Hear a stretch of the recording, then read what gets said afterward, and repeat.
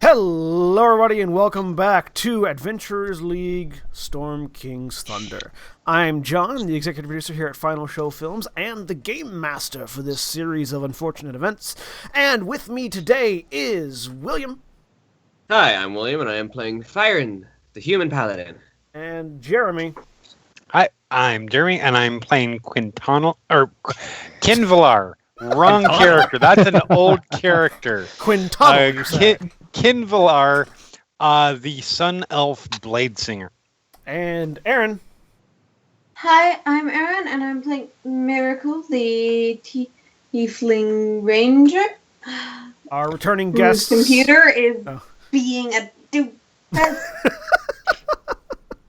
And our returning guests, Thea and Grebo. Hi, I'm Thea. I'm going to be playing Milva, the halfling rogue. I'm Flint. I'm Grebo. I'm going to be playing Flint. He's a dwarf barbarian, not very bright, really hates orcs and goblins. And he has a lot of whiskey now. Yes. This game, he now has a lot of whiskey. Yep, and Jeff. Hello, I'm Jeff. I'm going to be playing the half-elf rogue Farbolt Chance. Yes. And when last we left our protagonists, they had been, the group of adventurers had been journeying to the town of Nightstone along the high road between Waterdeep and Daggerdale, on the sort of off the Sword Coast of Faerun. And while they had all been going up there for a variety of different reasons, and they had been traveling with a merchant caravan that was going along. Well, along the high road, the merchant caravan threw a wheel, and Miracle and Farbolt, our two people that are joining us today, stayed behind with the caravan to make sure that they weren't jumped or anything, while the rest moved on. Fyron, Quinvalar, Flint, and Milva all arrived at Nightstone to find it abandoned. And as they got closer, strewn with boulders, with bits of various structures that they could see over the walls of the town, crushed in and destroyed by these boulders that just seemed to be planted in the ground. Not completely abandoned, when you consider. Not completely abandoned, though, because as they approached and entered the town, they were first beset by a pair of wargs. Also, throughout the entire time, they were hearing the seemingly random tolling of the bell in the temple nearby, and the temple within the town. They were beset by wargs, whom they handily defeated, and afterwards discovered that the town was being raided by goblins. So, they systematically and stealthily moved their way through the town up to a point, murdering goblins as they went, until their murder spree was not fast enough and one of the goblins got away, warning the rest of the goblins in the town. So they continued to fight with the goblins, and eventually resulted in the windmill of the town being torched. So they might have some explaining to do when they find the villagers, who have all been missing, with the exception of one Kella Darkhope, a traveler that they found surviving the onslaught in the Nightstone Inn, which had been pretty severely damaged. And 4 guards whom they'd found still in the keep, who sort of gave them a little bit more information. The group of them built a makeshift bridge to get over, because the bridge to the keep of Nightstone had been destroyed by boulders. They built a bridge to get over there, where they found the guards, and these are names. Where are their names? Oh yeah, Sadiri Hanlar, Torin Breck, Alara Winterspell, and Kaelin Zam were the 4 surviving guards of the keep. And as they were talking to Alara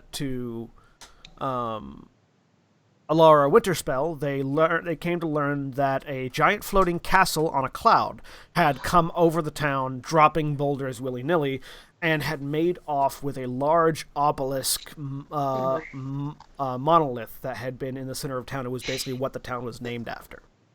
And as they were discussing this revelation, they looked around to see where their rescued friend Kella had been, and discovered that she was not there anymore. And off in the distance, they could see the drawbridge to the town lowering. And that's where we pick back up. Well, hell. Oh dear. Looks like we have more people coming in. Yeah. Well, Flint- should Flint we? has Let's stepped into go. the barracks, hasn't What was that? he? Flint just stepped into the keep when we last left off. Mhm. I know folks have seen that she's disappeared, but he's gonna turn to the guards and ask where the cots are. Where the what are? Sorry, you're roboting a little bit. The cots, yes, the bed. That's. Well, we have a barracks inside the keep, but it's kind of strewn with boulders at the moment. Oh. Yeah, he wants to rest. So yeah, I mean, Some of we the rooms at the inn aren't boulder covered. We should perhaps at least go check and see who's lowering the drawbridge. Yeah, Hey, when I Aye, let's think- That seems like important. yes, let's make our way out there, shall we? Yes. sorry, Yeah, sure. Milva was trying to say something. Yeah, last time when we noticed that she was gone, I'm sure I stepped outside to kind of have a look where she went. So I would have carried on toward the drawbridge just to see what's going on. All right, so the group of you are heading back towards the drawbridge. Which over Yep. here. Put you guys back in the square here. And along the way, that's where I'll actually find one of those scimitars and be like, "Oh, wonderful! This will be The useful." goblin bodies. As you pass, you notice the goblin bodies all have, short bows and scimitars and little makeshift goblin arrows, and several of them have pouches on them as well that you guys haven't gone through yet. Time for that later. And so, yeah, you guys get to the square, and you see, by the time you get to the square, you see the drawbridge is fully lowered, and on the other side of it is a caravan with some familiar faces. Looks like the merchants that Miracle and Farbolt had been with have arrived, and they are coming across the drawbridge. Miracle and Farbolt, while you guys were waiting for the caravan to sort of get patched up, there was actually a goblin raid, and you guys managed to sort of drive them off yourselves. And with the knowledge that there was a goblin raiding party in the area, you had sort of pressed the cart to move a little faster because maybe things weren't going so well up ahead. So yeah, there is a caravan, which many of you know. This is what's his name?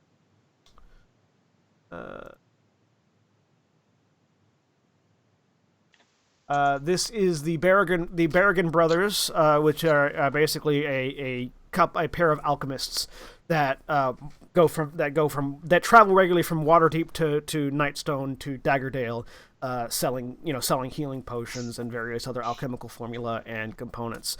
Specifically, it's Rudolphus and Mercander, the Berrigan brothers, and they hired you guys for protection.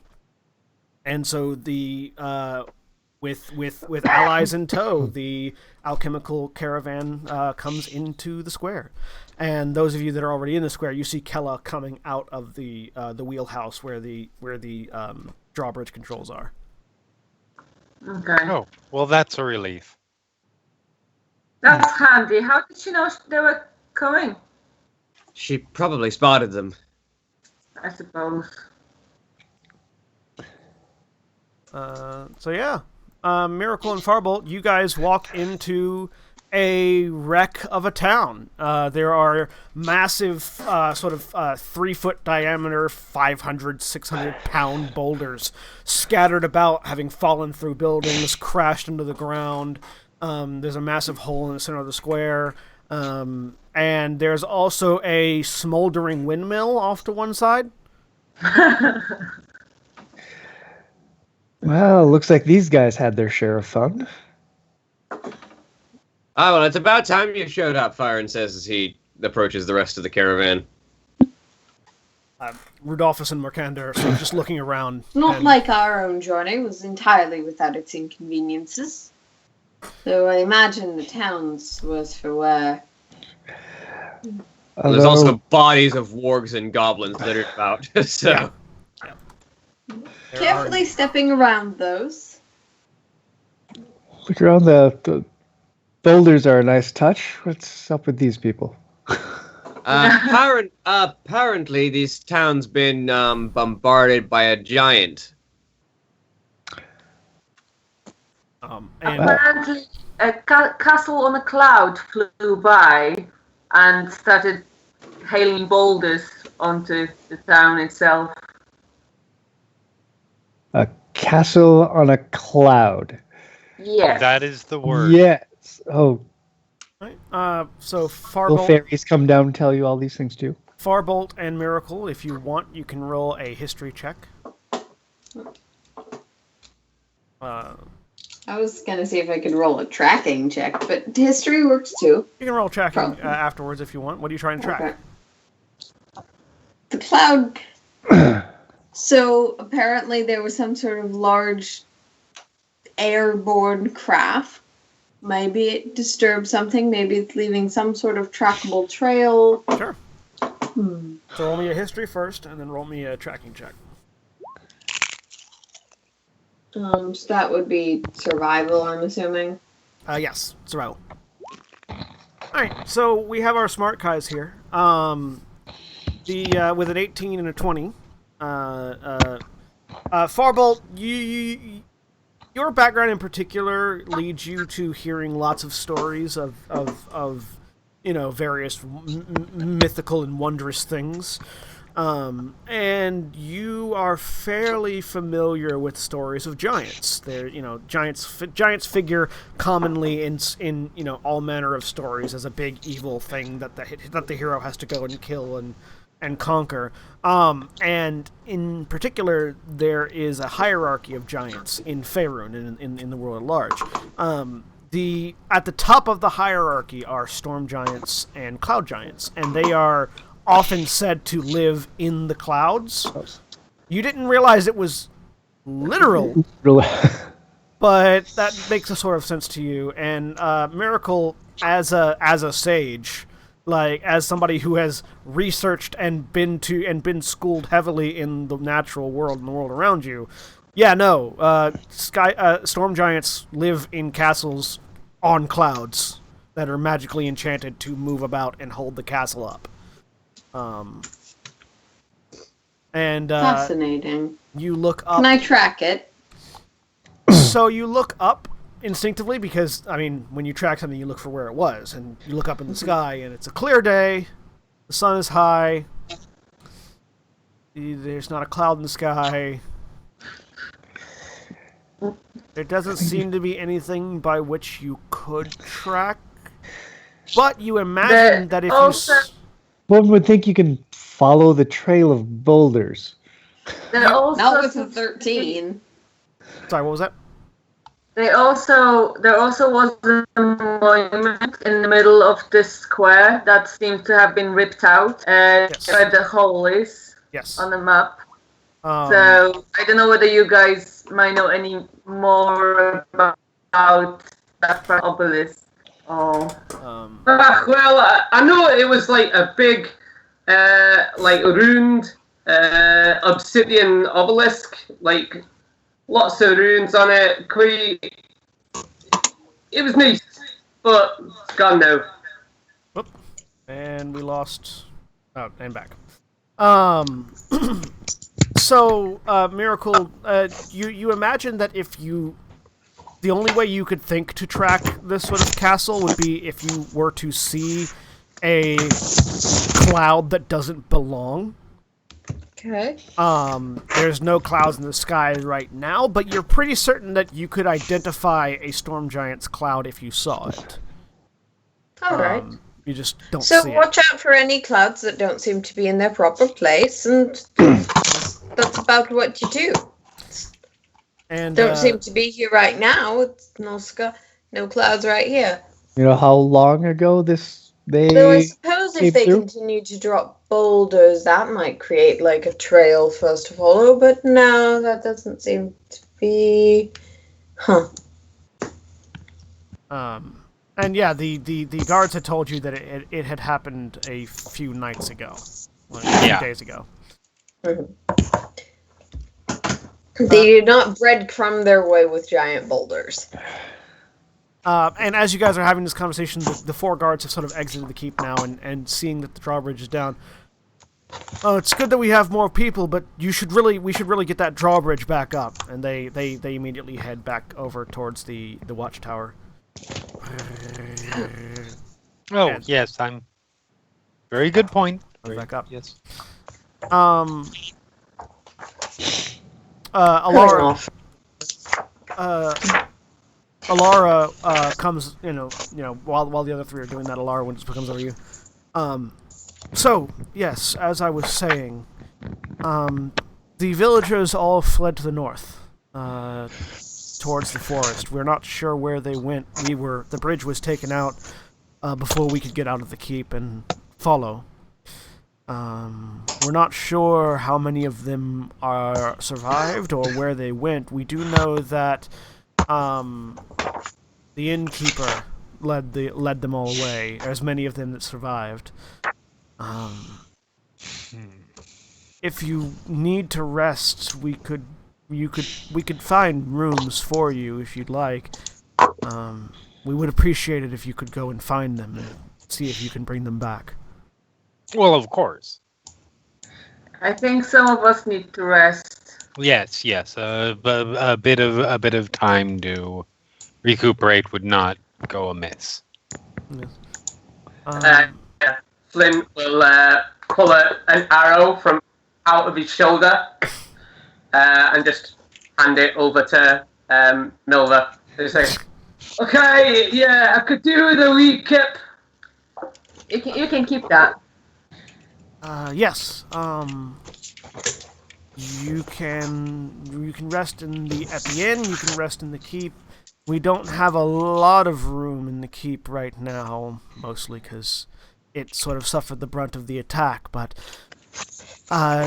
feel free to look about. We're going to go see if any of our messenger birds survived and if we can get a word out. We've sort of been trying to put the keep back together before you arrive. I think Flint will go to the inn and have a few whiskies before he falls asleep for a short amount of time. All right. Oh, Flint just immediately walks over towards the inn, opens the door, walks in, closes it behind him. Now, is the spot where the obelisk was, is that here in the keep? No, that's No, big it's in hole. the center of town. Yeah, it's a big hole in the center of town. It's an obvious, sort of place where something was pulled out of the ground. If Farbolt or Miracle want to see if they know anything about the obelisk, you can also make another history check, basically. Yeah. Basically, Chance is just gonna wander about, look at where the obelisk was to see if it. Now the mention of giants comes down. Is there large footprints, or is it hauled up by the castle? So if you're looking for details around it, nothing of, just make me a survival check. History 19. Okay, so yeah, Miracle, you know that there was a massive obsidian obelisk here that the town was named for. And it may even have been one of the reasons why you were sort of more keen to come out here than otherwise. Primarily you were coming out here to help with negotiations with the elves, but there was also this sort of professional arcane curiosity about the obelisk, because many scholars and sages and mages and magic workers have been sort of studying this thing for a while. And I'm sure they were all doing it incredibly wrong. Yes. Funnily enough, Quinvalar thought that very same thing. You do know that it had been reportedly to be a obsidian obelisk covered in runes that didn't associate to any known language. Mm-hmm. And seemed to be from a time... It's one of those artifacts that seemed to have sort of popped up or been uncovered during the spell plague, during the time of troubles. And no one's quite sure of where it comes from or what it does. It is vaguely magical.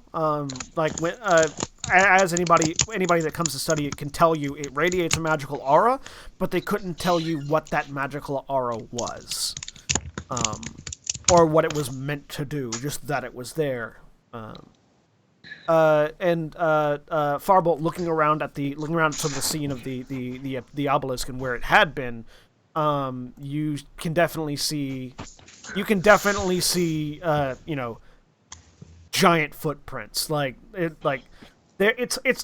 It's hard to see at first glance because it's so large compared to you.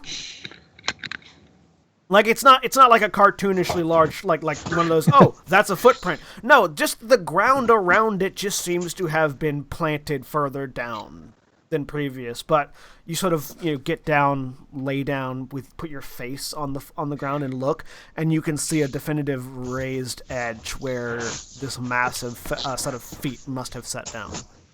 Once he finds that, he's gonna wander about, do heel to toe, just to sort of measure how big it is. Measure out, yes. Looks like, wow, this is impressive.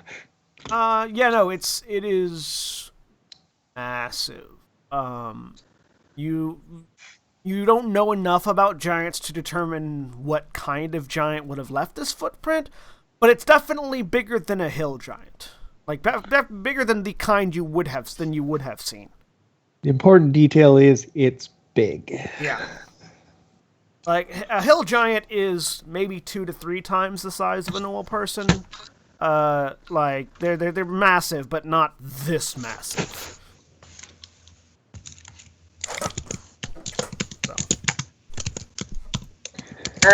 While this is happening, Milva would, before she gets some rest, I'd like to just check the goblin body. Okay. Yeah. So Milva goes around looting the bodies. Does anybody else do anything? Is anybody else doing anything while Milva's doing that? Gilroy will take a moment, look at the keep for a moment, almost like they go there, but no, decides that probably everybody's staying together for now, since there's potential for further attack is best, and will make his way with his new feline friend to the inn. Okay. To rest and convert new feline friend to familiar. To cast the spell, find familiar. Yes. Oh, look, I found right next to me. Find familiar. Oh, wow. Look, that's handy. I like to imagine, because it's a summoning spell, the cat is sitting there, and then it sort of poofs right next to you, Yes. like just a few inches over. Okay, so, Firen, are you doing anything?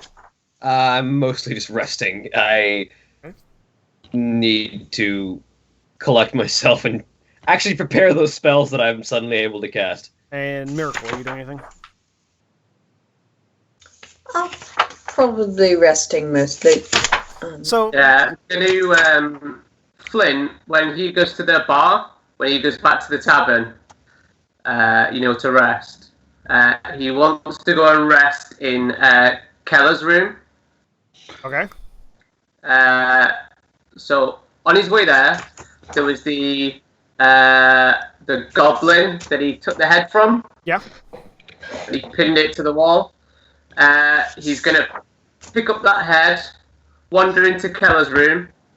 Can he have a look around Keller's room? Sure. To see if there's I was gonna say anything interesting, but anything to kind of say who she is. No, it's most of the room has been destroyed by a boulder. It's only like half the room is left anyways. There's a bed. Bed's not neat, but you wouldn't expect it to be. There's a dead goblin in the rafters with its neck snapped. And there's not much in the way of belongings in the room. Okay, well, Flint's just gonna tuck the goblin head underneath his arm, snuggle down in the bed, and try and get a little bit of rest. All right, Flint being Snuggling it like a teddy bear. All right. So Milva, you scurry around town, gathering up all the bags of the goblins, and you find various utensils, forks, knives, spoons, things made of wood mostly. You find 3 vials of perfume. You find a stuffed bloodhawk. You find a battered copper flagon emblazoned with the grinning visage of a halfling.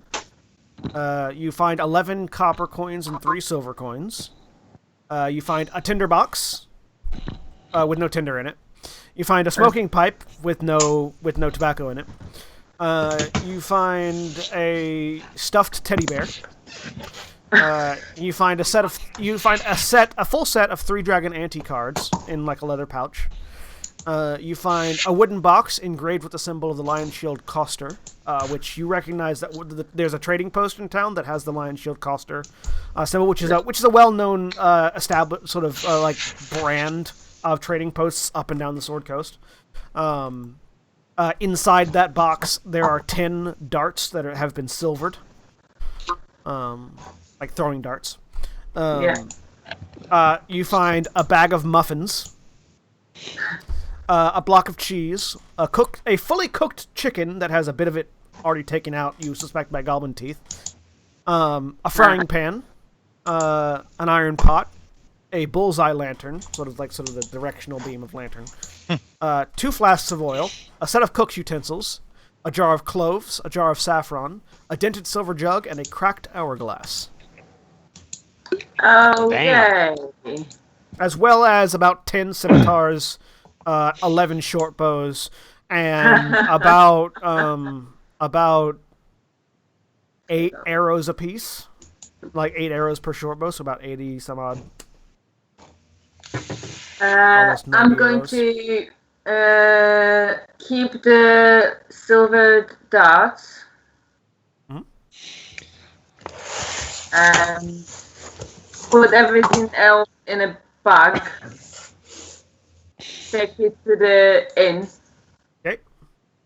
Especially the food, because I'm thinking maybe people want some food. So I'm gonna share the food with the group, and obviously the guards and whatnot. What else? The guards went back to the keep, so they're not. Yeah. Oh, okay. So a dart, by the way, just so you have the information, a dart is a 1d4 piercing throwing weapon that has finesse, so you can use dexterity to throw it and deal damage with it, with a range of 20, with a short range of 20 and a long range of 60. So clarification, I have the archery fighting style. Yes. It says to attack, +2 bonus to attack rolls made with a ranged weapon. Would that include a dart? Yes, it would. Yeah, cool. I don't need it. Just good to know. All right. You all settle down. Are you just going through the loot and seeing what's valuable and what's not, or are you just sort of dumping it in a pile? I am going to keep the shinies. All right. So I'm gonna leave the copper. I don't want shrapnel. I'm just gonna keep the shinies things. All right. So give me a investigation check. Investigation. Yeah. What'd you roll? 21. Hey. So the you also found a silver locket shaped like a fish, and inside of it's a portrait of a halfling. So the silver locket is worth 25 gold. Okay. The vials of perfume are worth 5 gold each. The copper flagon is worth 1 gold. The cards are worth 1 gold. The cloves are worth a silver. The saffron is worth a gold. The silver jug is worth 20 gold. And the cracked hourglass is currently worthless, but if it were to be repaired, it would be worth 25 gold. Okay. I keep that's worth something. Yep. So you all sit down to rest. Yep. Are you guys keeping a watch or anything, or just resting with the drawbridge up and everything, assuming everything's safe? I will definitely keep a watch, especially since As an elf, you're awake even when you're resting. exactly. Keep a watch. Obviously, when I rest, do my standard resting stuff, prepare new spells, etc. So Talk with my cat. I'll take a watch because I'm not down at all. who's taking first watch? I will. Go on. Well, strictly speaking, the elf can take all watch. take Cannot last. take all watches. No. I'll That's take the last one. Yeah, trance does not quite work that way. You can still. You can't be alert that way. Yeah, no. You have to. You're not asleep, but you have to rest. Yeah. Am I cutting out on you guys? No. No. No. The only, Okay. the only people that are cutting out occasionally are Thea and Grebo. But there's an ocean between us, so I understand that. So during the first watch, which Quinn Villar's taken, make me a perception check. Okay.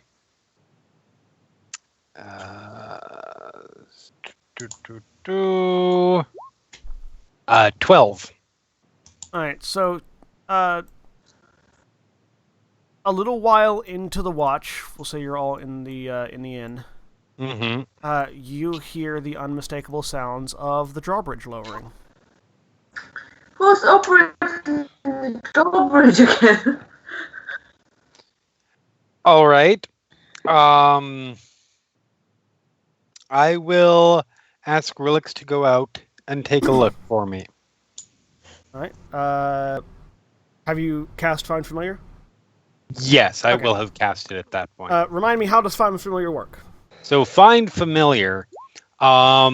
You can if the familiar is within 100 feet, you can communicate telepathically, and you can see through their eyes. Okay. Hear what it hears until the start of your next turn. I'm deaf and blind at that point if I do that. Are you looking through the familiar's eyes? Yes, absolutely. So you Because we're not 100 feet from the drawbridge, right? No. Okay. So Yeah, just have it go out directly outside the window so it can. Yeah, so you sort of can while see. you're sitting, you sort of clasp your hands into an arcane symbol and focus, and your consciousness sort of slips from your mind, and as your eyes open again, you are in a much smaller, much lighter body, as you're and looking up at yourself. It's kind of disorienting at first, seeing yourself from Relix's eyes, but Right. Relix looks up at you, looks over at the window, and then pushes off, and you feel this lightness as these wings and just darts out the window. Relix darts out the window and looks over towards the drawbridge, and you see the drawbridge isn't being lowered, it has been cut. The chains have been detached. And it's going... And you watch as Kella Darkhope is running up the drawbridge as it's lowering, and sort of hops off of it as it lands. And on the outside, you see approaching 7 horses with riders. Oh dear Lord. Okay. Have Relix come back in. Get up. Go around, start knocking on doors. And at this point, so as you're knocking on doors, Drawbridge cut. You can hear the of horses approaching. Riders approaching. Clarification that have the people who needed it gotten their rest at this point? Nope. Nope. No one has had a rest yet. Okay. Get up. Look outside. Yeah, Flynn gets up really grumpily. Would I have had the equivalent of a Outdoor short rest at least at this point? Nope. This happened right as you guys sat down to rest. Like you guys Okay. sat down to rest. You had about 10 minutes Okay. of a rest, and then you heard this. Well, crap. And yes. Well, on the good news, then probably nobody's asleep, so I don't have to do much more than knock, yell, and then start heading outside. So, as you all head outside, you see riding into town and sort of surrounding the alchemist caravan, just casually. There are 7 horses with riders all. I want everybody, as you're going outside, to make me perception checks.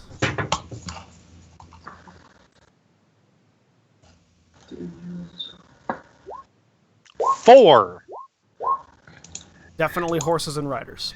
Yes, there are. 20. I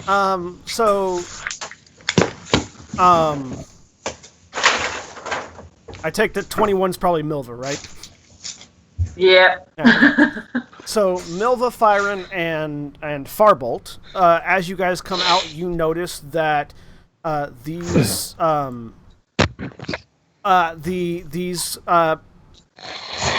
armored figures riding on horses have a patch on one shoulder. The patch is sort of a black and gold chevron with a white flying snake on it, like sort of diving down. Very loud, Aaron. Also, you lost your camera, I think. Aaron has stepped away for a second. So yeah, there's a sort of a white flying snake diving down towards a orb.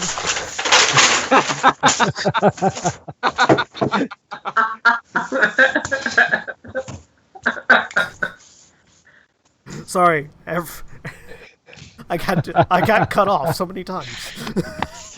Anyways, so yeah, there's a white diving sort of like flying snake looking like it's diving towards a little white orb on this patch. And anyone who sees it, that being the 3 of you, can make a history check. History. So Milva, Fyron, and Farbolt.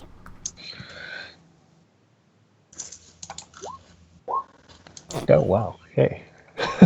Nope, I know nothing. So Milva and Fyron, I know everything. Milva and Fyron don't know what this is. What I forgot last time is being a halfling, I can reroll natural ones. Yeah, go ahead and roll it.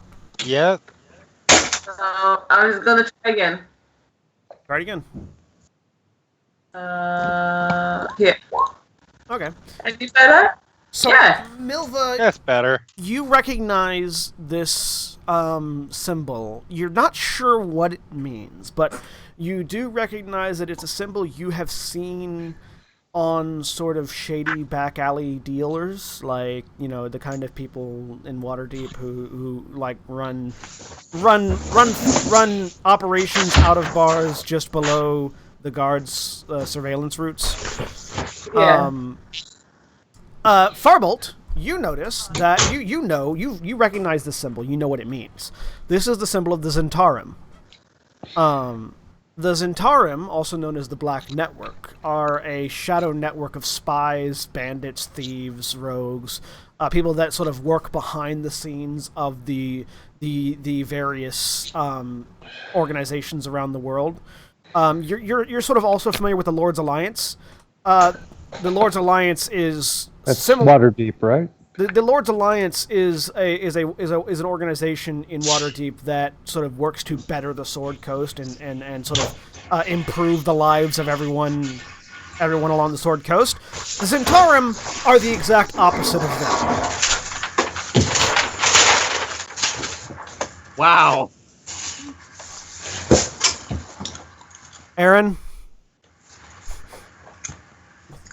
Aaron, when you get up to leave, can you mute your mic? Because I think we're getting your webcam mic. I think we're getting your webcam mic because we're hearing everything in your. If people can hear me, Yep, we can hear you.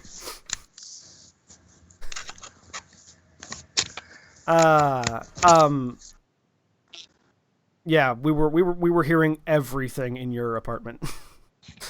Anyways, so yeah, the Centaurum are basically the opposite of the Lord's Alliance. They are a shadowy network that seeks to control the Sword Coast and anything they can get their hands on, really, throughout Faerun. and they want to basically they want to profit, and everything they do is self-interest and profit related.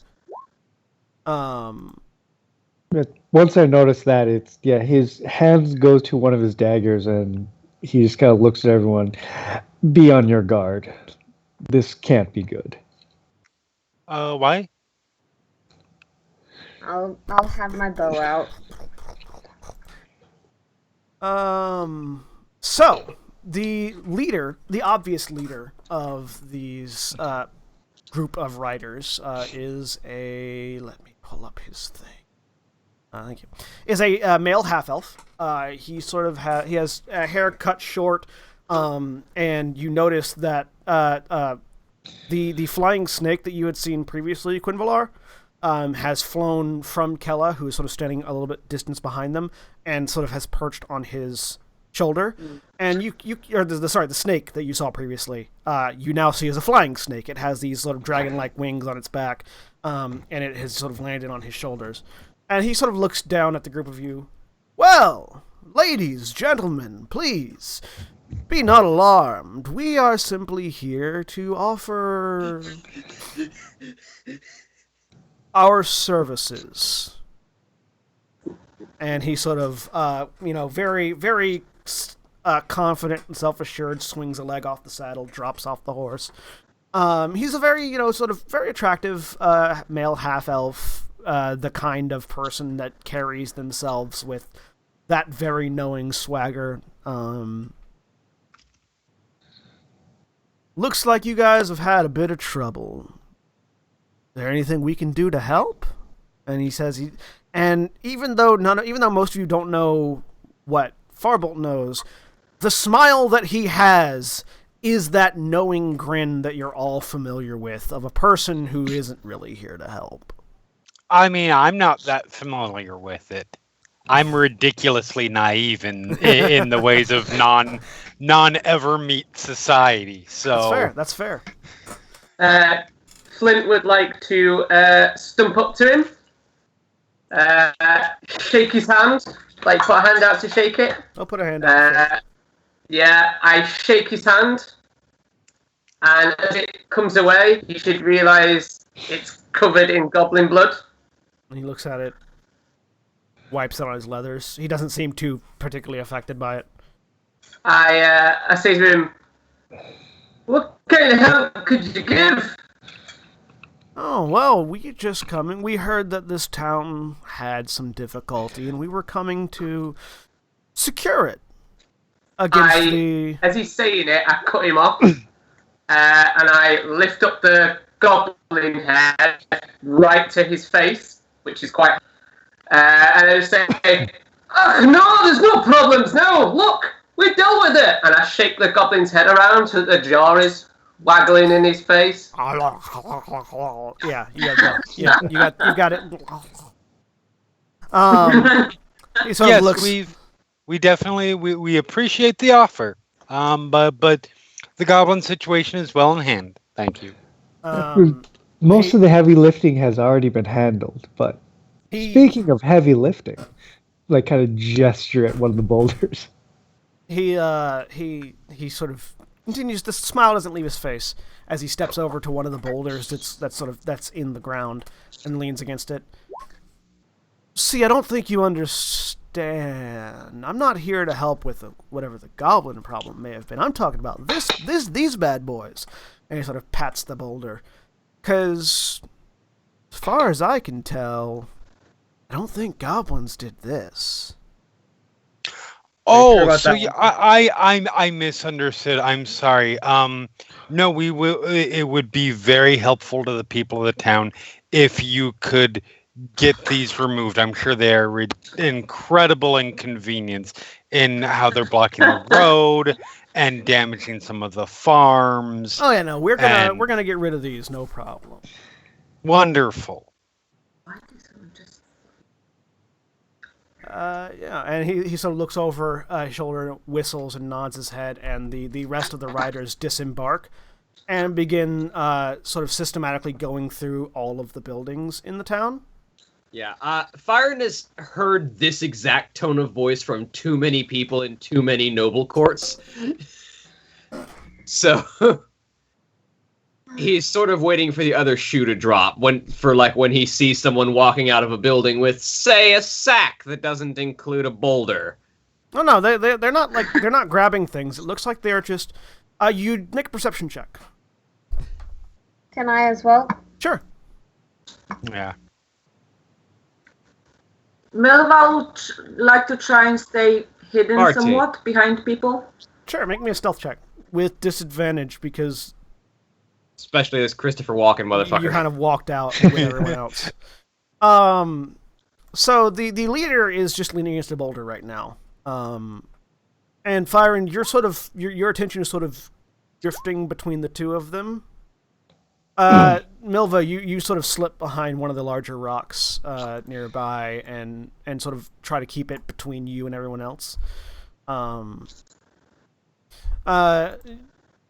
So yeah, Miracle and Fyron, you're sort of drawn. You find your attention to be drawn towards the leader, who's sort of leaned back. By the way, just call me Zolkin. I'm sure we'll have a very nice working relationship with one another. Quinvalar, you noticed that as these guys are going into buildings, because whatever sort of mesmerizing thing is keeping everybody else's eyes on him, you're, for whatever reason, not quite bothered by it.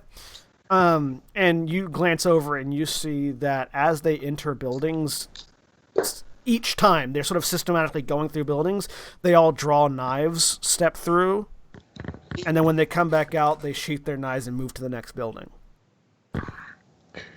They're not bringing anything out with them. They're just like sort of clearing the buildings. Looking for survivors. I'm going to one of the I'm going to go straight to.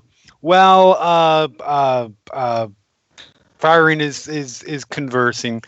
I'm going to head over to one of the buildings and look inside and see what they're doing. Sure. One of the ones that they've gone into, or one of the ones that they've already gone to? One of the ones go up behind somebody who's going into a building. Okay, make me a stealth check. All right.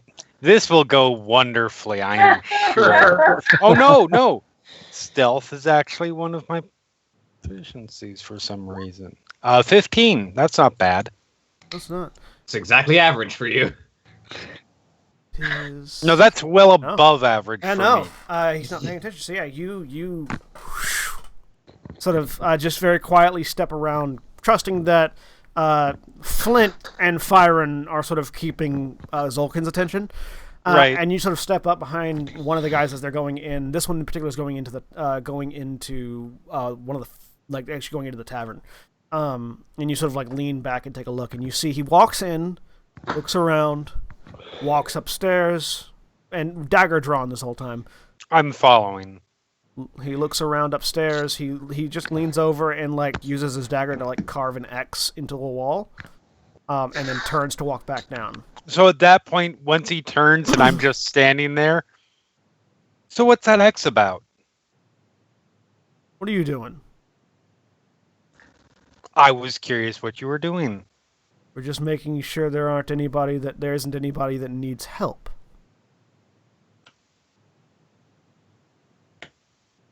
And that, pointing at the mark. I cleared the house. No one else. I mean, it just seems like. Can I roll an insight roll? Go ahead, roll an insight roll. Like, typically speaking, if you wanted to mark a house as clear, you put it on the outside. Yes, exactly. That's my thinking. What is...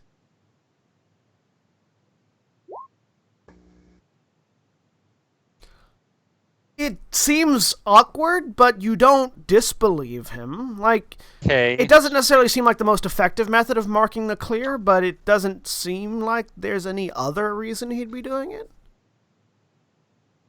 All right. You don't believe him, but you don't not believe him.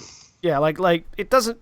It's one of those things, like, there is a logic to what he's saying. Yeah, Whether or not you buy that logic is up to you.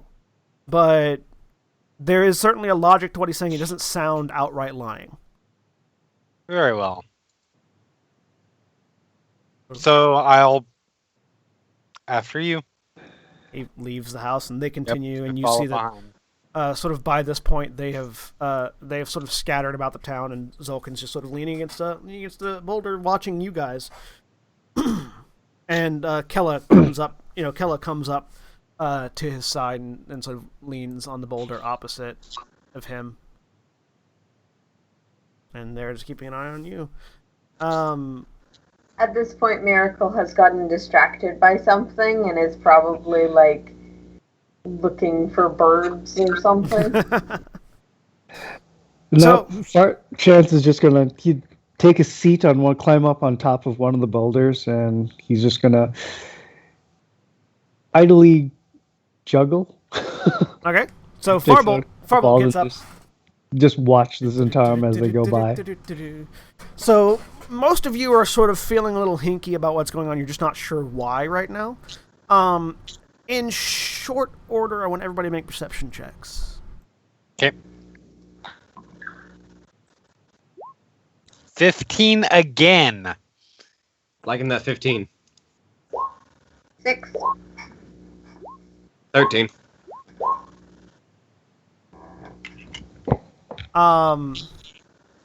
So something that happens because you guys fixed the bridge. Good for you. You notice a couple of them have gotten to the bridge where over by the keep, and have started to walk across the keep, and you see Alara, the elven guard, who has sort of popped up at a watchtower, looked down, seen them coming, and she just raises, knocks an arrow, and lets loose, firing at one of the guys on the bridge. It hits him square in the shoulder, and he tumbles off the bridge. She looks up, and calls out, "How many of you know Elvish?" I do. What language do I know? Kinvalar does. Mm-hmm. I do not. I know Orcish. Probably do. Yes, I do. Those of you that speak Elvish, you recognize, because Elvish carries very clearly and across longer distances than Common. You hear her calling out in Elvish, "Stop the Black Network," and you've seen her firing an arrow at one of these guys. Do I know what the Black Network is? Make a history check. 16.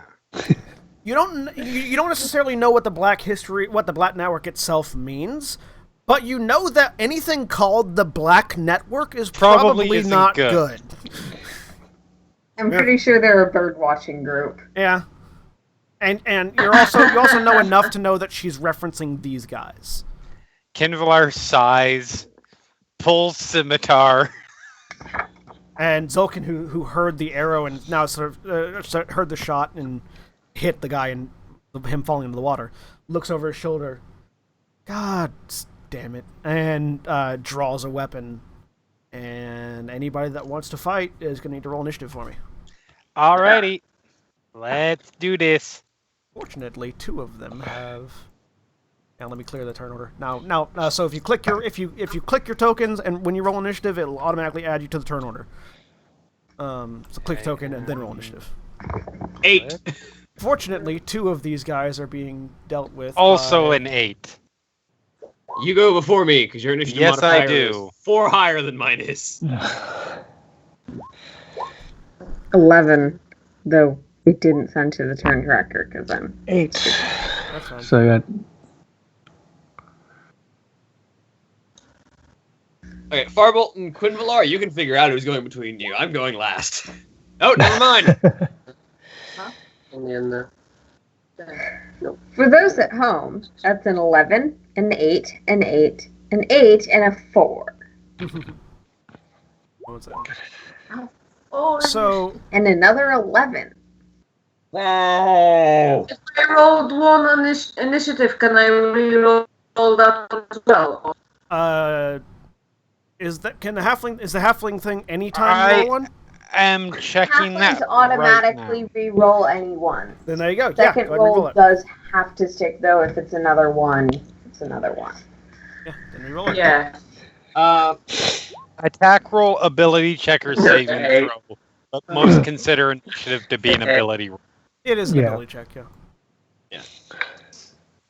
So that's another. We are literally 8s and 11s, and So- three of them have the same initiative mod.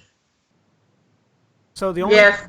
the only people that have really sort of established where they are Flint and Quinvalar.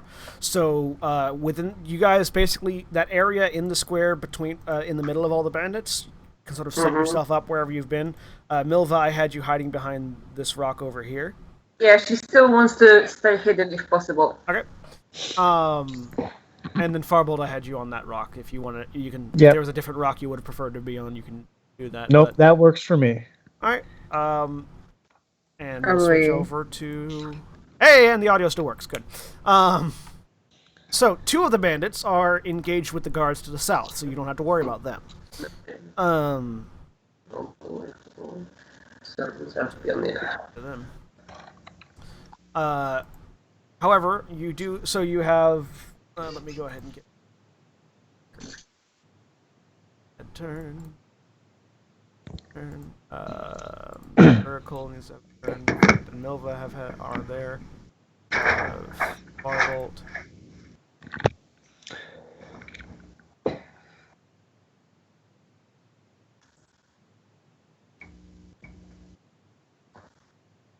All of you guys. Alright. So, what did you roll for initiative? Miracle? She's not there. 11. Oh, 11. Sorry, I wasn't paying attention.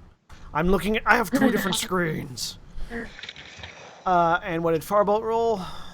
I got an 8. An 8. They are rolling their initiative. I thought it'd just be 7 across the board. Wow. Okay. That didn't sound like 7s across the board.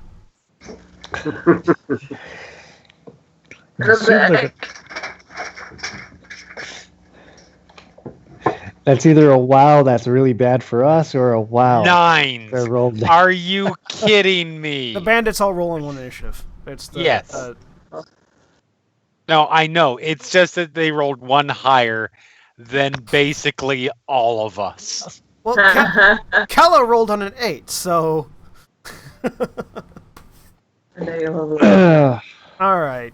So, first up in the initiative order is Zulkin, Of course. because he rolled a 21 on his initiative roll.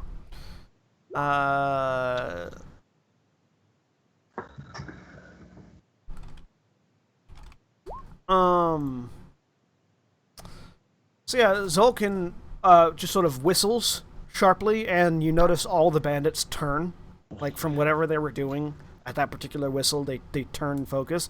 Milva and Farbolt, you recognize that whistle as thieves' cant, and it's a particular type of whistle that indicates attention and danger. So you know that basically that's sort of the signal to fight time now. And with that, he draws a scimitar and a dagger. Oh, good. I'll have the chance to upgrade my just obtained scimitar soon. It's a nice elven scimitar. It doesn't look like it's any better quality than the goblin scimitar you're holding, other than the fact that it's elven and not goblin. Which makes it automatically better. And he steps up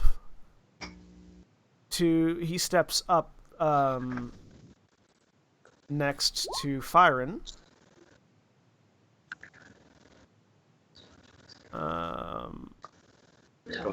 Wrong target, mate. Does a 24 hit you? Yep. Does a 18 hit you? Hang on. No. What's the casting time on this? I can't cast it yet, so yes, it does. And does a 13 hit you? No. All right. So he just sort of like slides up almost casually, and just sort of the casual nature of his movements catch you off guard as that scimitar slices twice across your stomach. And then as he comes around the side with his dagger, you get your shield down and just knock it out of the way. You take 7 points of slashing damage and 9 points of slashing damage. Damn! As he hits you with the scimitar. Session 2 TPK, folks. And that makes it Miracle's turn. I have a few other characters. Who's the guy who was shooting? Or stabbing? Zulkin had just slashed Firen twice across the chest. That wasn't what... Okay.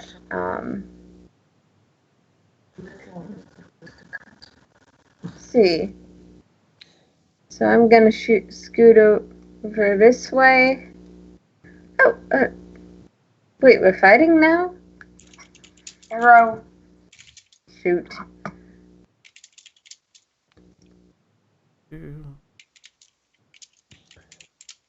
Um, 22? 22 hit, or who are you shooting at? The person who was doing the stabbing that I was just asking about. Yeah, sorry, I yes, that hits. 10 damage. Yeah, so he sliced Firen twice, and then an arrow comes over Firen's shoulder and just wham right in the shoulder blade of this guy. And he's sort of Flint. I want to move up to that same guy, so I'm flanking him. Mm-hmm. So you run over to the opposite side of him from Firen. This side there. You have to be able to draw a line between you and him to get advantage. Yeah, so it'd have to be here. Yeah. Cool. And he's the leader guy, right? Yeah, he's the shit-eating grin, smooth-talking leader guy. Right. Yeah, Flint will just pull out his great axe. Well, as he does that, he drops the goblin head to the floor, gives a little kick over towards him, and just gets a big smile on his face, and says, "Come on then, handsome!" and just swings at him. All right, roll an attack with advantage. Oh. Roll again just in case you had a natural 20. Yeah. No, Okay, but so 23 hits. 23 hits, so click the great axe there to roll the damage.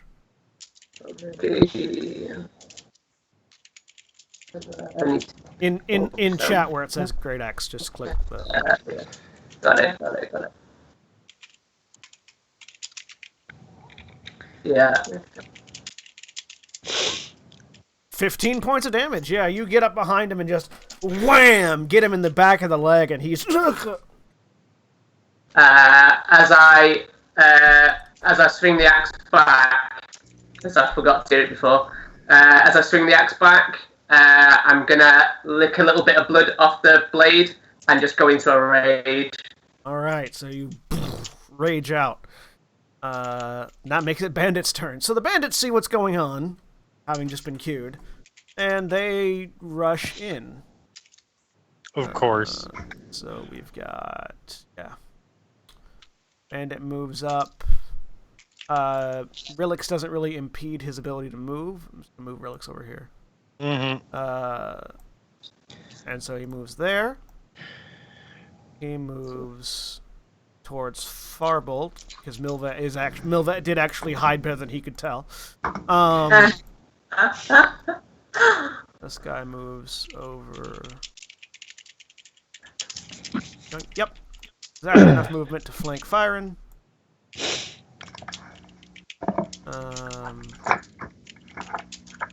And this guy runs to flank Farbolt.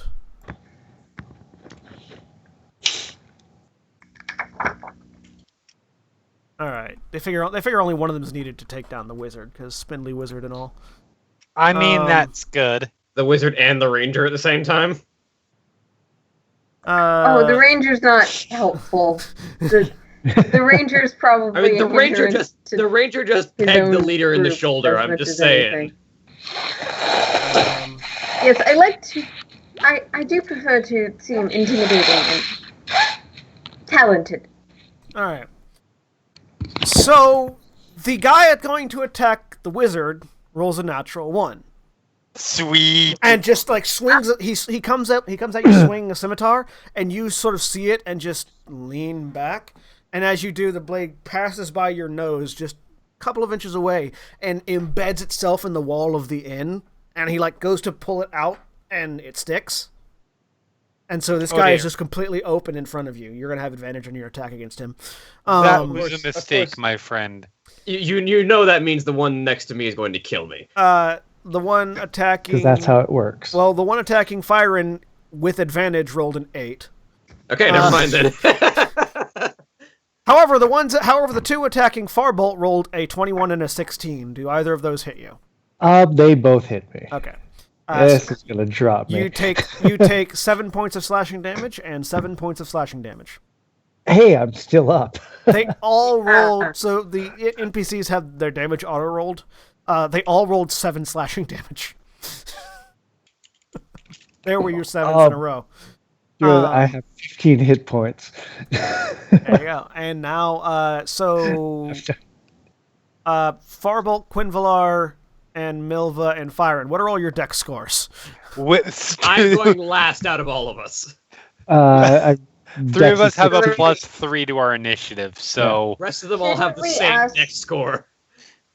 Shouldn't we ask what the dex number is? What's 16? Yeah, what's your dex number? 16. Yay! Never mind. Milva, what's your dex? Or sorry, Miracle, what's your dex? Like 12, 15. All right. So Milva, Quinvalar, and Farbolt. Oh, sorry, Miracle, you went earlier. Never mind.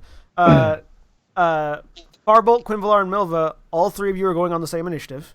Mm-hmm. Before Kella, who is before Fyron. Okay. Go ahead. Okay. So Kinvalar drops down and starts spinning his sword in sort of a dancing motion as he's spending his bonus action to activate Blade Song. All right. So that gives him a plus. What is it? It's my initiative bonus. +3 to my armor class, so it's now 16. Walking speed increases by 10. The rest of it doesn't matter at the moment.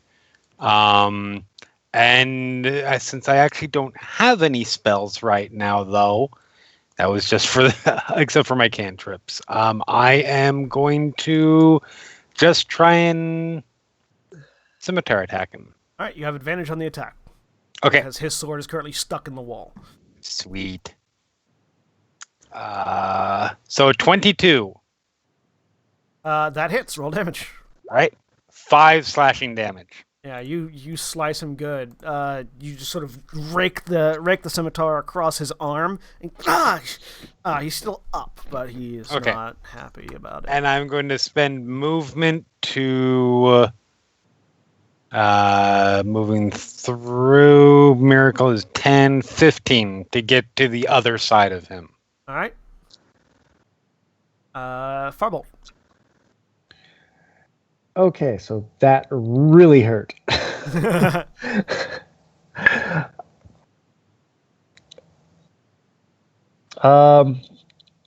First, I'm going to take out my rapier and attack the guy up here. Okay.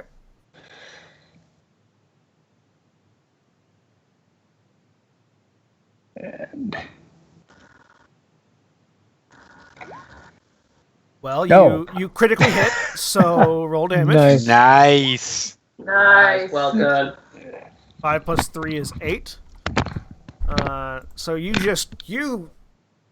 You go for like a you go for just like a scraping stab with the rapier, and for whatever reason he thinks you're going to go in a different direction and actually dodges into your blade, and you just get him in the gut with it. Rip it back Worst out. He's Centaurum ever. He's heavily bleeding. Is he's still up though? Yeah, he's still up. Then I am going to use my bonus action to disengage. Not a bad idea. And wait, you're a rogue. Did you roll your sneak attack damage? no, do I She get? doesn't have advantage. She doesn't have anyone near. No, Yeah, you're- Milva You're is in someone else melee. range. I Oh, thought he was Milva's in melee. attacking the one that was south of him. Okay. No, one to the No, north. okay, so I get sneak attack damage Yeah, on it. roll your sneak attack damage. Doubled. Doubled, so roll it twice. Not that it matters because that kills him. So yeah, he dodged into your blade, and you just sink the blade into his gut, and he has this moment of surprise on his face as he just looks down, sees the hilt of your blade, like the handguard, all the way up to his stomach, and just falls back slowly off your rapier, hitting the ground. Oh, Nice. yeah, and then still going to disengage from the other guy. Seems And- smart, yeah. Move up here and just kind of stare down the other guy, drawing the dagger out in my offhand. All right, Milva, you are hidden currently. Okay.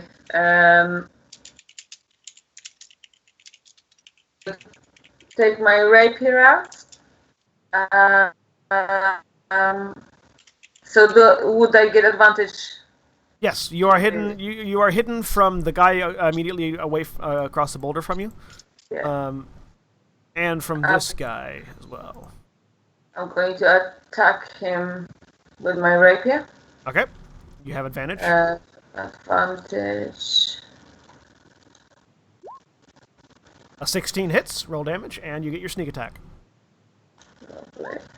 Big attack.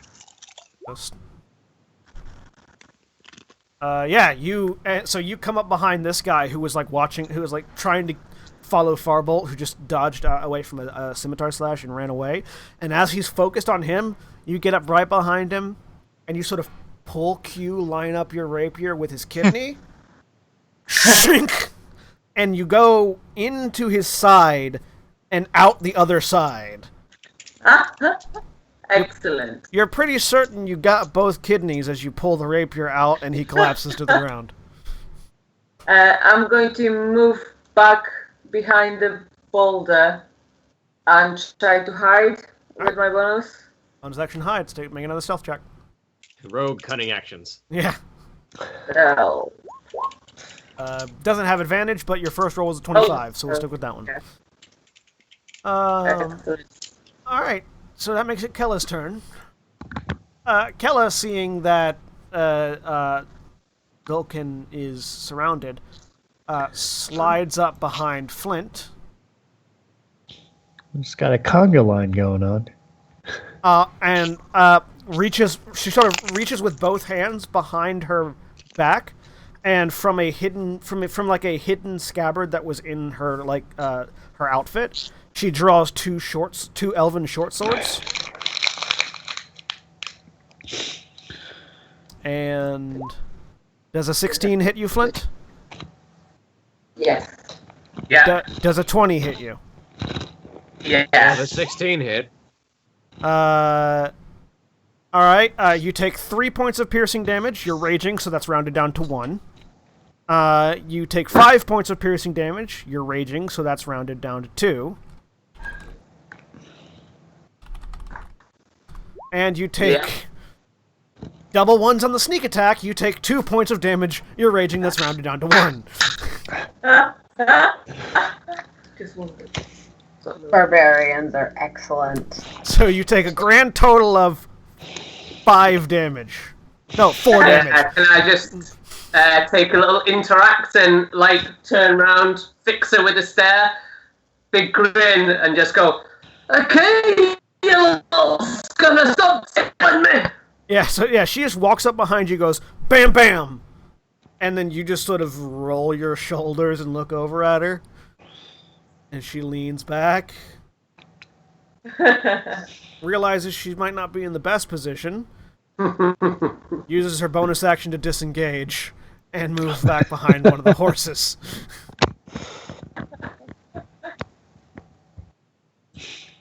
And that makes it Fyron's turn.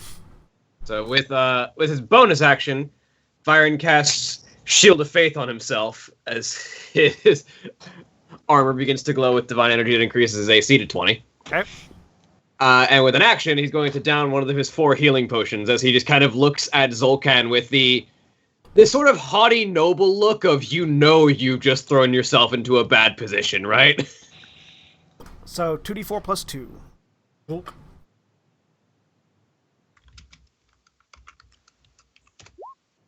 You heal yourself for 5.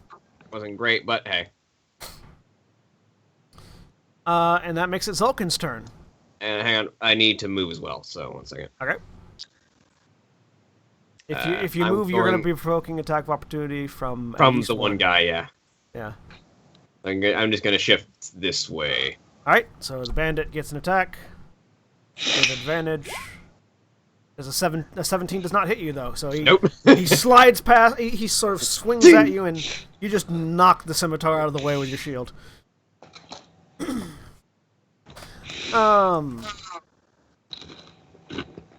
Zulkin's turn. He's going to.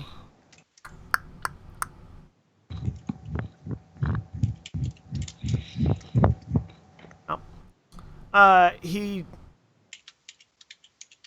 continues to, sort of smile at Fyron, and even though he's bleeding slightly, looks around, and just double, that scimitar comes flashing out again.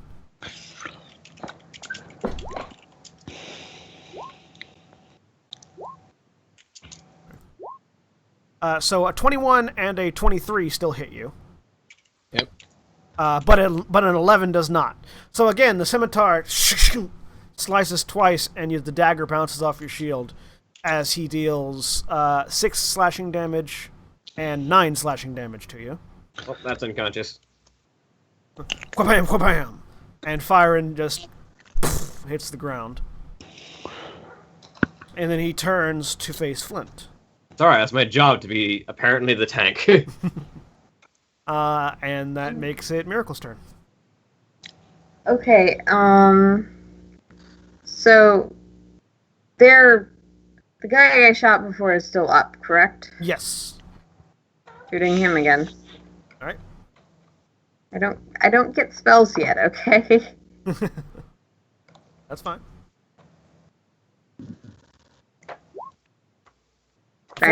A 14, however, misses. You fire the arrow, and this time he seems to be expecting it. That scimitar just sweeps through the air and knocks the head off the arrow, which sends the arrow. Aren't you level 2? around. Yes.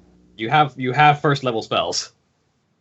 Not as a tertiary spellcaster. As a ranger, yes. I'm looking at the page right now. You have your fighting style and spellcasting. I thought that said level 3. That's okay. Let me quickly. Suddenly, I have cure wounds. Suddenly, magic appears. Well, we'll stick with the arrow attack for now, and while we're waiting to get back around to you, you can adjust your character sheet. So you doing anything else other than shooting an arrow? Nope. All right. So knocks the arrow out of the air. Flint, your turn. Right. While our tiefling ranger suddenly flows with divine power. That fits his character very well. He just sort of forgot. Oh yeah, I've got magic. Been able to do this for a while. He just kind of forgot that magic has utility purposes and not just fluty, those other scholars who think that they're better than me just because they're wizards. Potential. Right. Flint is gonna take another swing at him, at the same guy.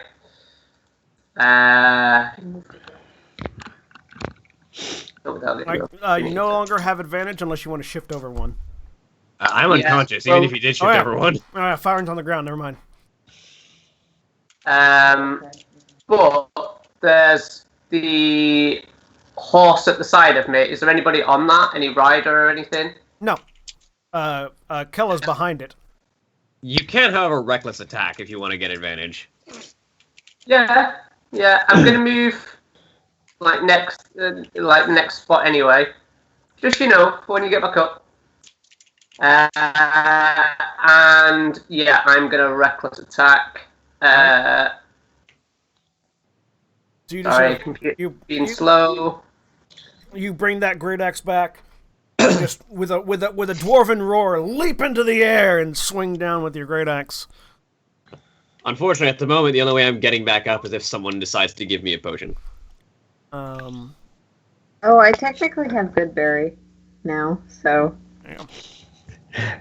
Yeah, and you slice into him with that great axe. So go ahead and roll the damage. He But managed. is that plus 2 as well? Because I'm raging. Yeah, or... yeah, that's plus 2. Yeah, that should have the +2 on it. Plus 2 with your rage damage. So that's 6 points of damage. So yeah, you Cool. boom, bash into him with the great axe. He manages to get out of the way of most of it, but you do catch him in the side as he steps. Cool. And that makes Yeah, it it's medium. bandit return. So the bandit that was helping Zolkin runs over to flank Flint. And the one fighting Quinvalar rips the scimitar out, spins around, and slices at him. Okay. Does a 13 hit you? It would, except for the blade song, so no. Yep. So yeah, he just rushes at you angrily, and you just dance that sword away. Meanwhile, Flint, does a 21 hit you? Yeah, but is the boulder not in the way of him? No. You're not actively hiding against the boulder, so it's not preventing him from getting behind you. Oh well. Yeah, that hits. But it doesn't matter because he rolled 3 points of damage, which means you take 1 point of damage. He may as well have hit the boulder, really. Yeah. And that makes it Quinvalar's turn. Okay. I am going to kill this dude. Let me make sure that that's Just put him out of his misery. actually, let me see, is this a bonus action to no, it's not. Okay, so I will hack. Does an 18 hit? Yes, it does. 6 damage. He goes down. You Alright. You see him flailing, and you're way better at him than this. Way better at this than him. And you just sort of tink his scimitar down and slide yours into his throat. Pull it back out, and he collapses. And for my movement, I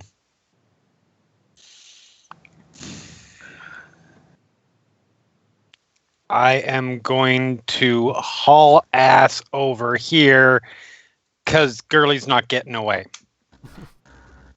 Okay. Barbolt. Okay, well, looks like Flint needs a little help, possibly.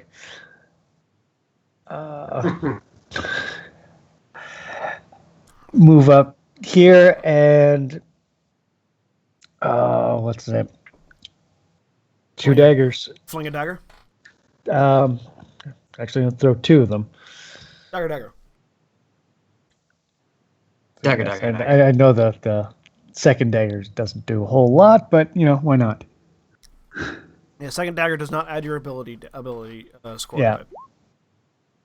To it. 7. You fling that first dagger, and Zolkin, with the dagger in his offhand, just knocks it out of the air.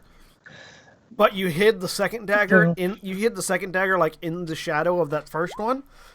So as he knocks the first one out of the air, the second one gets him in the arm and just sort of Sticks him. sticks in the leather, You're not certain. You're not certain it actually got through the leather. Okay, no, that's it for me. All right. Milva. Cool. Oh, roll sneak attack damage because you did hit him, and there are allies in melee. Oh, hey, cool.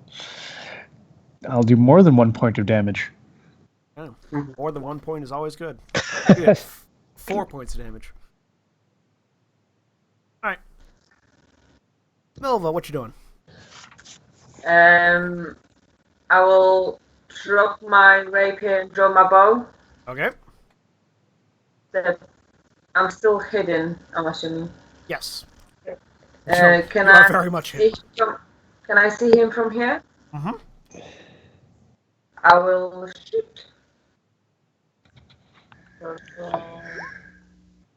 So you have Oh, advantage. advantage, right? You have advantage because you were hidden. Cool. Unfortunately, the shot still goes wide. Nah, never mind. In that case, I'm just going to step back and hide again. Well, everyone has ignored the unconscious paladin. I You didn't still have. 3 I was out turns. of action. Yeah. I There's can not get- much that I can do to help you. Yeah. Yeah, I've got no healing potions. I've got some whiskey. Also, Flint's raging. So, you don't want a barbarian to rage feed you. Honestly, I'd take any potion over no potion. Thank you very much. Yeah, you just it, like smashes the glass on your face. Just get this, bam. Thus causing you to fail a death saving throw. Yeah. All right. It's Kella's turn. Kella, seeing Quinvalar approach, uses her bonus action to disengage. Because Quinvalar is not the immediate threat right now. You say that now. Ducks around the horse and attacks at Flint, and she's got advantage against him because Yeah. he's Yes. reckless attacking.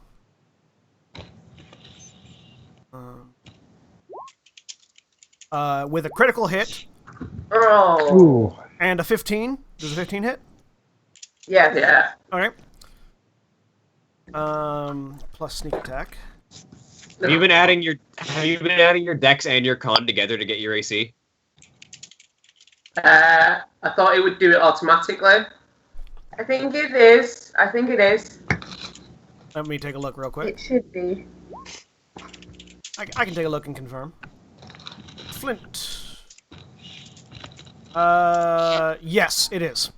Okay, it's just like 15 seems like a really low number for adding 2 stats together for your defense. His dex is really low. Oh, okay. So you take 10 points of piercing damage, reduced to 5 because you're raging. 8 points of piercing damage, reduced to 4 because you're raging. And then 7 on the sneak attack, reduced to 3 because you're raging. 1 point left. Raging Dwarf, still up! Oh god. Fire and roll a death save. Just a flat d20. That's one success. Yes. And that makes it Zulkin's turn, who spins around and goes at Flint. And Flint dies.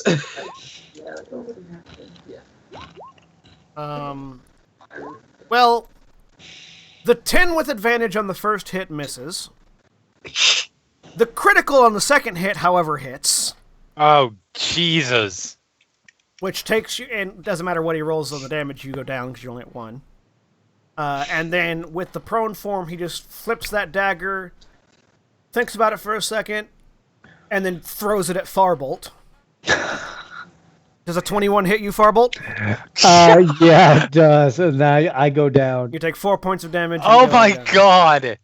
I had 1 hit point left too. He's very stylish. Oh, Just shing. BK. So Farbolt, Firen, and Flint are all unconscious.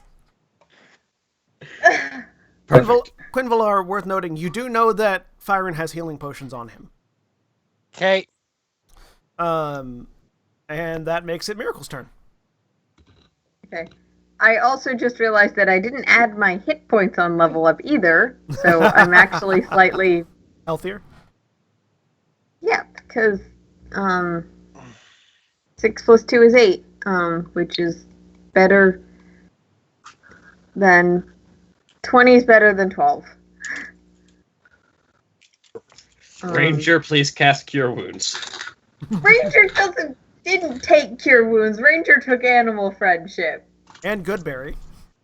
Yes, which is actually what's going to happen. Miracle looks around. Oh, that? What happened to all of you? And Kind of wimpy. Cat's Goodberry has 10 berries in hand, and so the spell doesn't explicitly say, but I'm assuming I can force feed someone a berry as my action. Casting the spell also takes your action, though. Yep. It takes an action, but you can force feed someone a berry. Okay. So, next round, I can force feed someone a berry. Do you move closer to anyone to make that easier? Yeah, I'm gonna move here, actually. And palm full of berries out so that other people can grab some off of my hand if they need for running around and reviving everyone purposes. I can't do You're going all in on this unoptimized thing. I love it. No, Animal Friendship is a good spell. It means you get little fluffy bunnies that like you. I love it. You're gonna die next round, but I love it. Also, to be fair, Wisdom is not Miracle's strong stat. Fair. Yeah, so the berries are easily available for people to grab some off his hand, but that's how Goodberry works. Yes. I mean, Miracle's name is Miracle. That should give you some insight.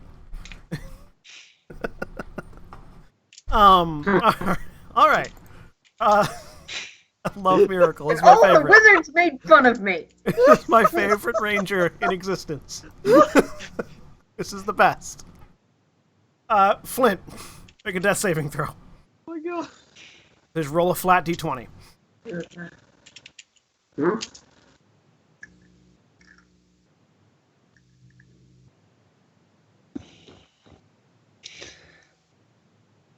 Ooh. All right, one success. Oh. Bandit. It's the bandit's turn. It's the one remaining bandit's turn. He sort of sees that a lot of his buddies are dead, but they've pretty much got a handle on this whole situation now, so he's going to stalk over to Quinvalar and attack. Right. But a 6 misses. A 6 absolutely misses. I like how you went down hard quickly against the goblins, but bandits just can't hit. Well, I did get my new ability between then and now. Yeah. So yeah. somehow in the middle of the day. Yeah. It came to you spontaneously. No, it's because I didn't have a scimitar before my now. entire life. Oh, I finally got it. I just needed a scimitar for it to work. And that makes it Quinvalar's turn. All right.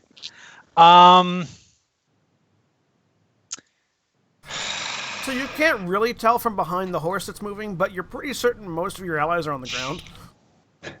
So, I have a really bad idea. Go with it. Bad ideas are always great. Yeah. Would it And take so a the party full dies. action? No. Would it take a full action for me to smack the horse on the flank with my sword and get it to rush forward the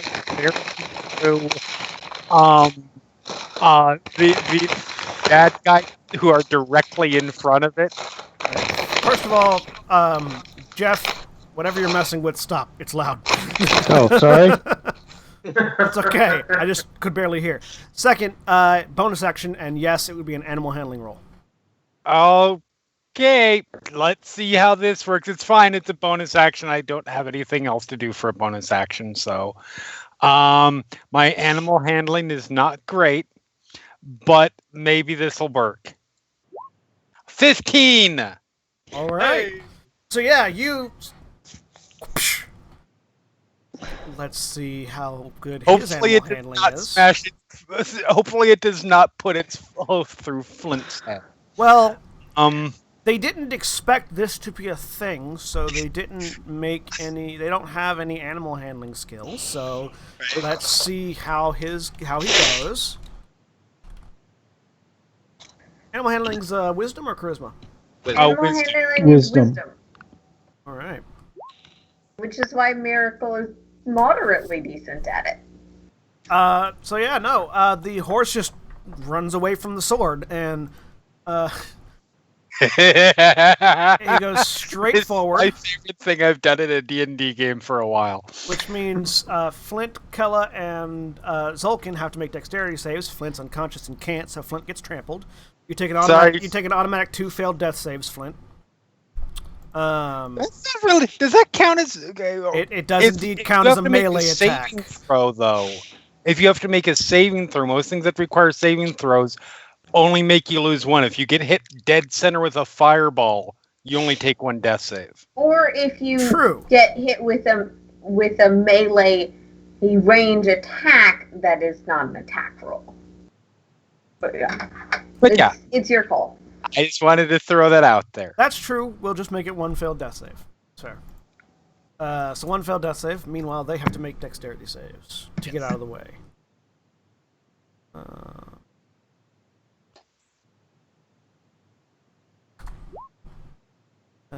That fails.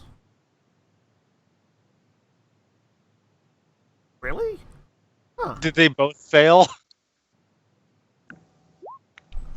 Yes, they both failed, but one of them that should have a higher dexterity save than the other doesn't. It's weird. But anyways, yeah, no, they both fail and they get trampled and trample damage. Are they prone? 1d4 maybe? What's force damage in the monster manual? 1 second. They take 19 points of damage, 1d6 for each hoof. Please tell me that I actually killed one of them with this. No, you didn't. But they are Damn. both knocked prone Okay. as the horse just runs away. And then for my movement, I know I'm going to take an opportunity attack from this, so yeah, whatever. Yep. I'm running over the paladin. Okay. Yoinking a potion and shoving it down his throat. A 21 does hit you, so you take Yes, it does. 3 points of slashing damage. All right, I can take 3.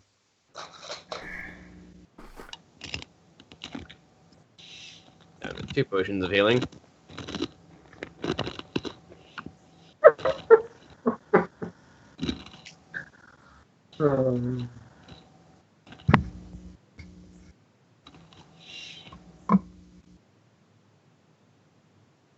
And that's my turn. Once Right. So yeah, the you Byron. heal 2d4 plus 2, Fyron. Yep. 9. There you go. You now have more hit points than one of the remaining enemies. Probably the one that's been hit a lot.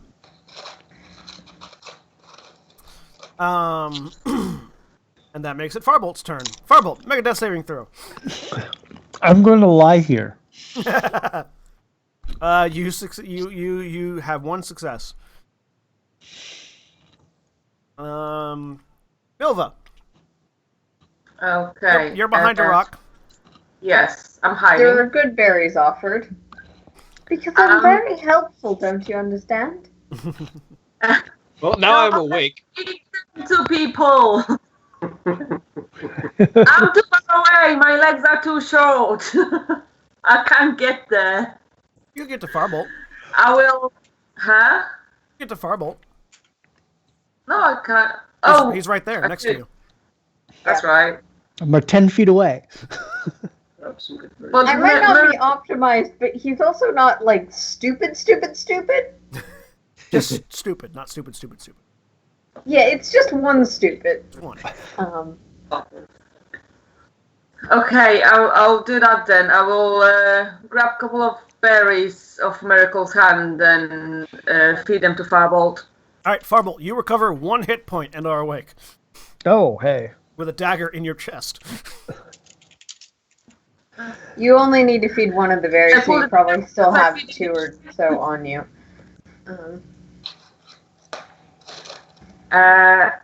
And with that, I am going to hide again. That's all I can do. You didn't have to break your stealth to feed him a berry, so you're fine. Okay, cool. Because he's right next to the rock, so you just sort of leaned around and went, bonk. Can I dash and still be stealth? No. Good try. when you bolt from behind the rock, you will be visible. Damn. Fine. Whatever. This is not Assassin's Creed. So I suppose that's all I can do this round. All right. That makes Yeah, I noticed that by how spamming counter didn't keep us all alive. All right. All right. Pella's turn.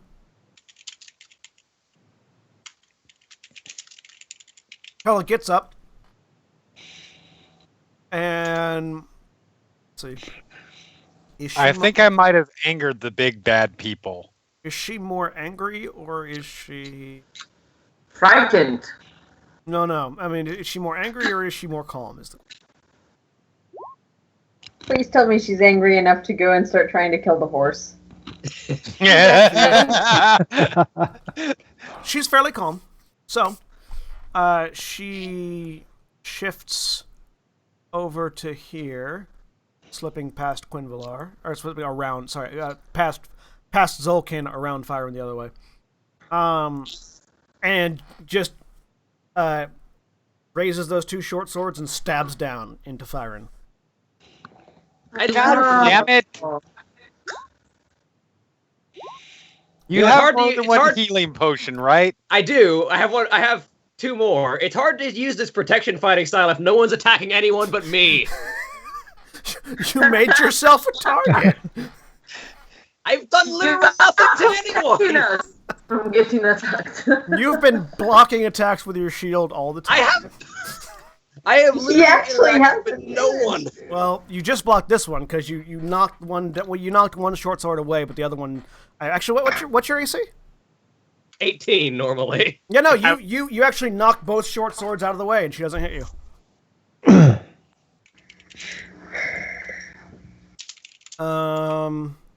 Yeah, and she used most of her movement to get there, so that makes it your turn, Firen. Enough of this.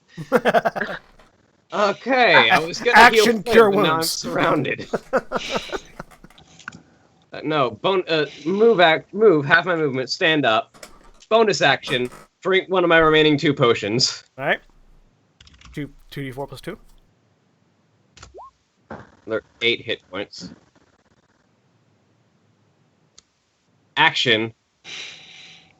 This asshole in front of me. Which one? The one that's in front of me, not behind me. Okay, so Zolkin. Yeah. That hits. All right. Slice him. He's still up.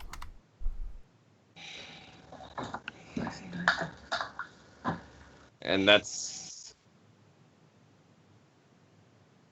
I'm going to shift this way, and that's going to be my turn. Okay. And now that's Zolkin's turn. Zolkin's looking pretty bad. But...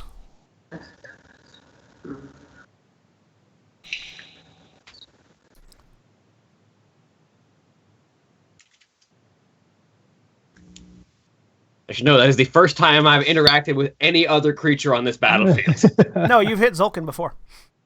No, I literally have not. I have not attacked him at all. Yeah, he's gonna attack you. I'm standing like right there. Well, Kindvalar's getting a little indignant. They're completely dismissing him. he shifts over here. The bandit didn't completely dismiss you. This is true. And the bandit's dead. No, he's still alive. You didn't touch Well, him. there's the other one. That one doesn't He shifts matter. over He here. did 3 whole damage to me. So a 24 hits you. Yes. Does a 16 hit you? No. Does a 20 hit you?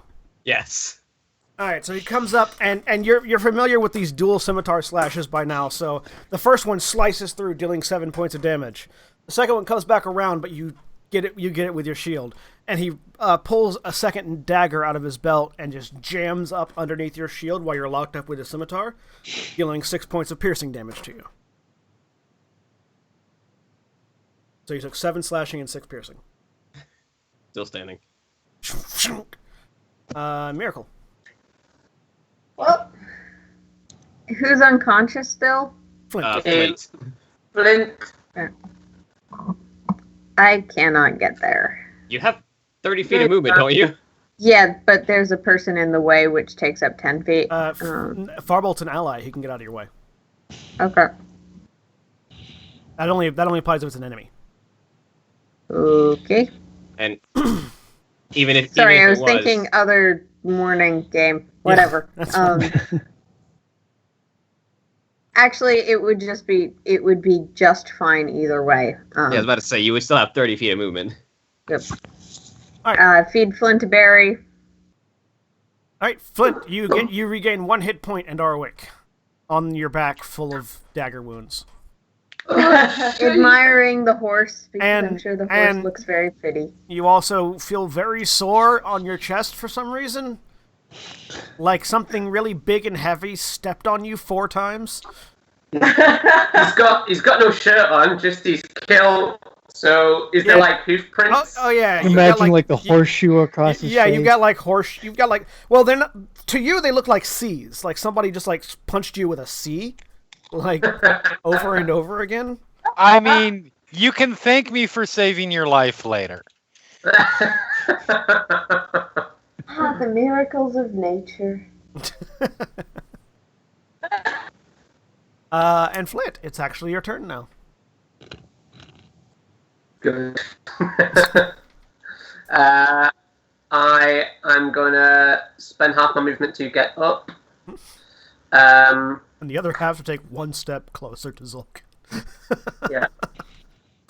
Yeah. I will. I think you're out of rages for the day, aren't you? Yeah, because we didn't rest. Yeah.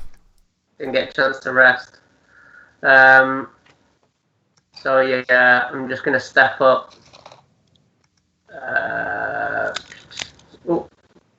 Oh shit! Damn it! Yeah. I forgot that I had Divine Smite. Oh. And I'm gonna swing at him again with my great axe. All right. And I'm gonna go reckless. Reckless attack. Yeah, I just, even though I've not got a rage left, I'm just like, so, good. Yeah, 22 hits. Roll damage. Cool.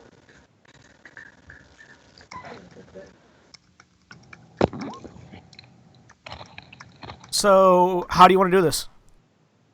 Yes. Yes. Sweet. Like when I get close to him, I kick him in the shin to get his attention, and as he turns around, I just look at him and I just go, "Oh, you lanky piece of pish!" and I swing my axe straight for his neck, cleaving it straight off. Yeah, okay. So Flint gets up, just stomps over, wham! Ah! Turns and looks, cusses at him, and then Flint leaps up. And so Flint has a bearded axe, and so it's got it's got the overhang between the haft and the blade, and leaps up and actually hooks the beard around Zolkin's neck like a shepherd's crook, yanks him down so that he's cowed over, and then just lifts and yanks down, and just the dwarven style of beheading a taller person. You have to bring him down to your level first. So jumps up, hooks, yanks down, lifts, and wham! And Zolkin's head just tumbles to the ground as his body hits the ground next to him. Flint is covered in blood. Because Flint was on the wrong side of the beheading, and so the blood went all over him. Oh, no. For Flint, that is the right side of the beheading. That's how it's supposed to be done. Yeah. As an interact, I would like to quickly just kick his head over towards Keller, and I will roll Make an athletics check. You have advantage on athletics because they're raging. Oh, no, you're not raging. Not raging. No, ain't no rage left.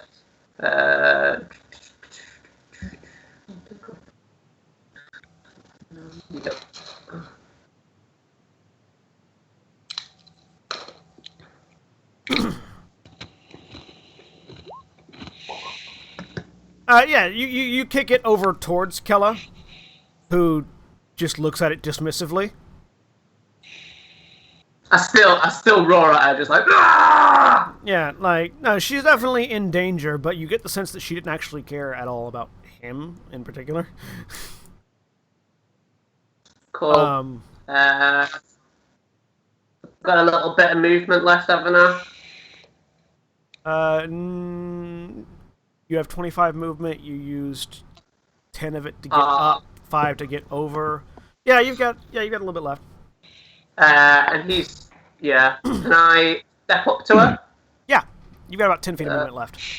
Yeah. I'll just step up to her. All right. Yeah, and that's me done. All right. That makes it Bandit's turn. The Bandit, seeing everything has suddenly gone very horribly wrong. Everything was going well, and then something happened, and it wasn't anymore. Mock my sub-optimized character now, you stupid bandit! He looks over at the group, and you just hear, "Sod it," and he jumps up on a horse and starts riding away. I'm gonna get to right there. And that makes it Quinvalar's turn. All right. Kinvalar, no you. Kinvalar. Yes. Kimchi. So... Kishvalar. I will hurt you.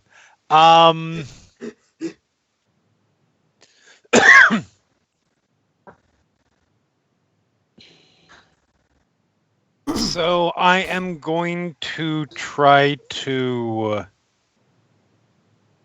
I'm going to try to disarm. Okay.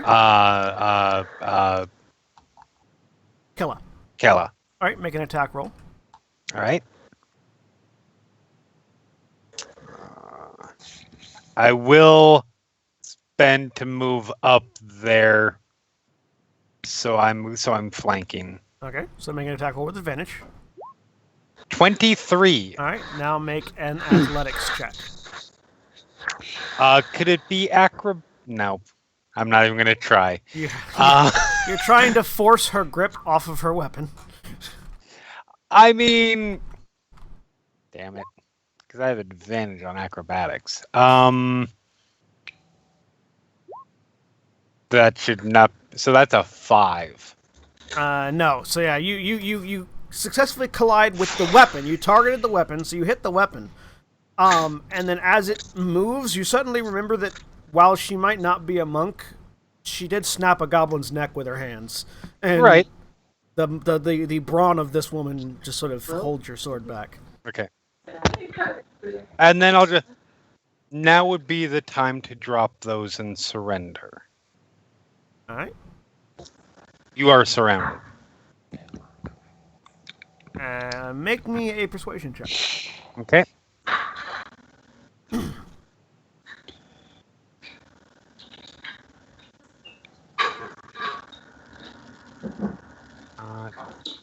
For some reason, 6. Okay. Farbolt. Oh boy. She's still looking fairly untouched. She hasn't really been hurt much, has she? Nope. She got ran over by a horse. She did get... That's true. She is a little bit trampled. She looks. She is past the point of bloodied. So yes, she does look hurt. Step up here.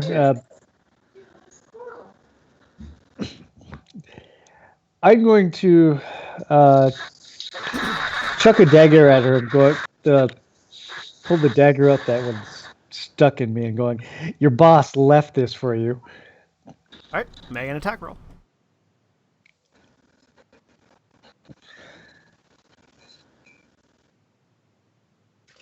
And I'll be kind and not make you roll a Constitution check to see if pulling the dagger out kills you. You hit. Roll damage. Oh, wow. He's not heavily armored. And sneak? And sneak attack. And sneak attack.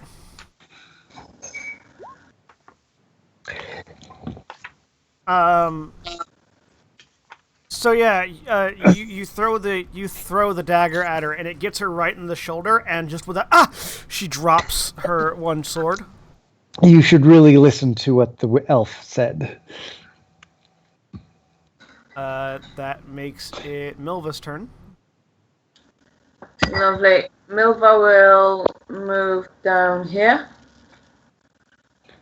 and try and shoot the rider. All right, roll an attack. Am I hidden from him? Not anymore. No, you had to break cover. Can I get here? Oh no! Can I hide behind anything? I mean, you can, but if you hide enough that he wouldn't be able to notice the shot, then you won't be able to make the shot because all of the cover around you is too big for you to really accurately shoot over it at a moving target, at that fast of a moving target. Okay, I'll just do a normal attack in that case. Let's see. Short bow. And he's actually riding past the boulder at that point when you come out and fire, and so the arrow skips off the boulder that he's riding past. Okay.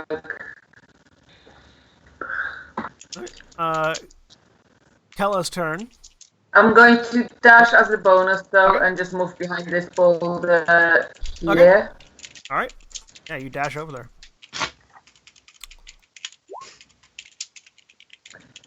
Kella, barely standing still, just lets go of the other short sword and holds her arm where that dagger is stabbed into her, and just she doesn't make an aggressive move. Byron. All right. So Fyron turns, faces Kella. Whew. Takes a moment and sheaths his sword. Kinvilar, if you could keep an eye on her and make sure she doesn't do anything funny. I'm gonna go and get the guards, have them bring out some manacles, and we'll have her kept in the keep for a while. Of course. I turn and head to start moving to the keep. Okay. Vulcan's dead. Pull him off the thing. Miracle.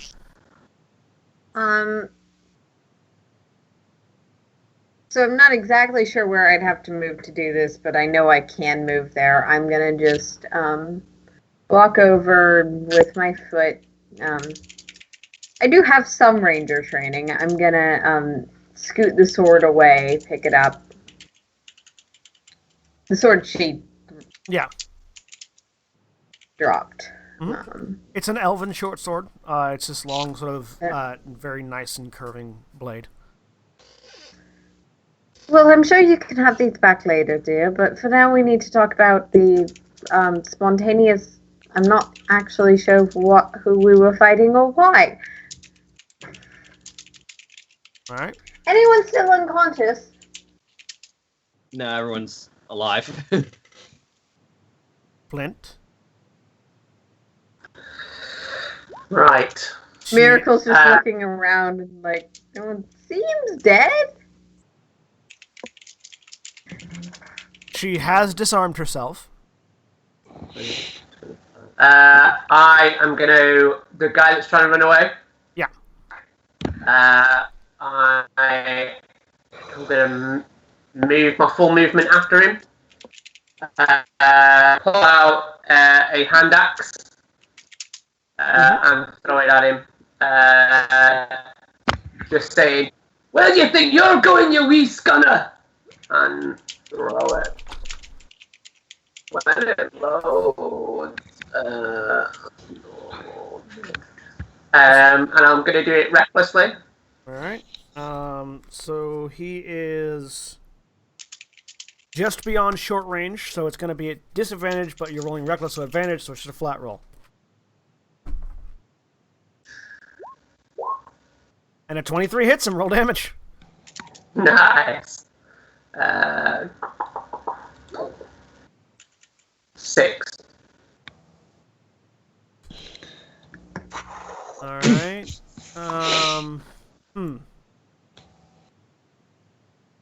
Let me see if he manages to stay on the horse.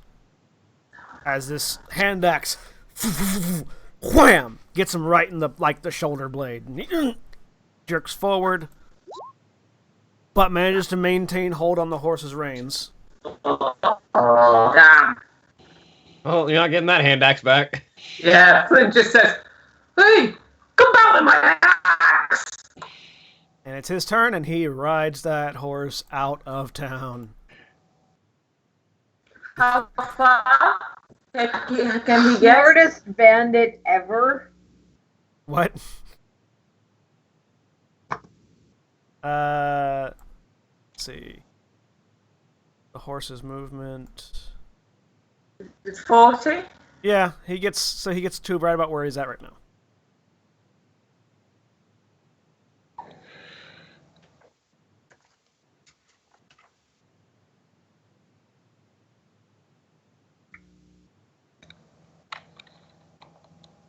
Alright, that makes it Quinval's turn. Unless if you guys are wanting to just chase after the bandit, we'll keep initiative. If not, we can go ahead and drop initiative. No, Kinvar is keeping his attention on Kella. Okay. Sword out, ready in case she tries to murder or run. What was that, Milva? Milva would like to, if she's still in range, have another shot at the bandit. So he has crossed the drawbridge and turned down the road. You can't see him from where you're at. Ah, okay. That's fine. In that case, I won't. I won't chase. He may still be in range, but you have to get to the drawbridge to see. Yeah. Which actually, my legs are short. Oh no, yeah, it's a little too far. Yeah. Horses move It's fast. alright. I could jump on the horse, but I'm only a halfling, so that's why it doesn't go that well. All right, so take us back to the booth now. We're out of initiative, so I'm just gonna go in order. All right, so yeah, you have Kella is being held at sword point by Quinvalar. Firen, as you approach the keep, you see that the guards are shoving the second bandit's body into the river and coming out to see if you guys need help. Fortunately, you managed to dispatch the others without them before they get out. As I'm going, I place my hand on myself and use the extra 5 points of lay on hands that I got from leveling up. Okay, there you go. And Alara is there. Are you all right? Yes. We've got one of the bandits, shall we say, held at sword point. If you could bring some manacles for us. She'll look back and indicate to one of the guards to go grab some manacles, and in fact, one of the male guards does. He runs back into the keep. Yes, we'll get some for you, and she starts heading out towards the square. When the guard returns, I'll walk with him and the manacles back to Kella. Yep. Yeah. Firing. The three of the guards come from the keep and head over towards the drawbridge to try to secure it. Eventually, Firing comes back with manacles and another guard. I'm gonna probably about halfway stay through with that. him as well. Miracle got bored of watching the captive and has gone over to say hi to all of the horses. Make an animal handling Chance is check. going to go over. Chance is going to go over to Miracle, going, "Do you have any more of those berries left?" Oh, as I pass Farble, or as Farble's passing me, I I'll reach out hand with you a 2 hand. berries. Yeah, Eat them as- for next sun up, or they are very useless. Yeah, as Farbolt is passing me, I reach out with a hand and cast Cure Wounds. All right, so you heal 2 from the 2 berries, and then you heal 7 from Cure Wounds. Hey, The horses are, you can tell, so Miracle, you can tell these horses are riding horses. They've been domesticated. They're not wild. They've been broken in. And they're fairly calm. Looks like they've been trained to sort of not be afraid of fighting. So, in fact, you're pretty sure the only reason the other one ran was because somebody hit it.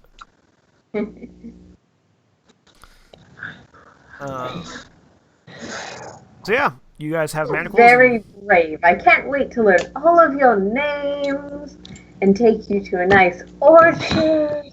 While she's Just doing that, delightful. I'm going to go over and look at Zentrum, or what is his name? Zolkin? Zulkin. Zulkin. Yeah. Just kind of pat him down. What does he have? He has a scimitar, Dibs. a dagger, an elven scimitar, and he has about 5 elven daggers. And he's wearing studded leather armor. Oh, hey. Yeah, if you Which is Kimlar only goes dibs on the scimitar, I'll just go toss it over to him. mostly covered in blood and holes. Thank you. Much appreciated. do the horses have any Thank- saddlebags? You also they do. In fact, the one that Zulkin was riding has they all have like sort of basic like pack on them. Zulkin's horse actually has like a proper saddlebag. Farbolt, you also see that Zulkin is wearing a gold ring. And it has the symbol. It has the winged serpent symbol on it. And he has a pouch on his hip that has 4 platinum coins and 13 gold coins. Yep. We'll pocket those. How many platinum did you say? 4 platinum, 13 gold. Melva would like to check the saddlebags. All right.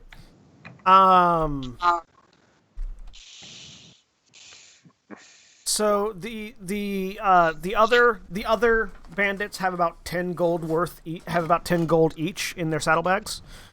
And Zulkin's horse has a bag with 5 very, very finely cut gemstones in it. And a potion of some clear liquid. Okay. Can I? Do I recognize the potion? Make a investigation check.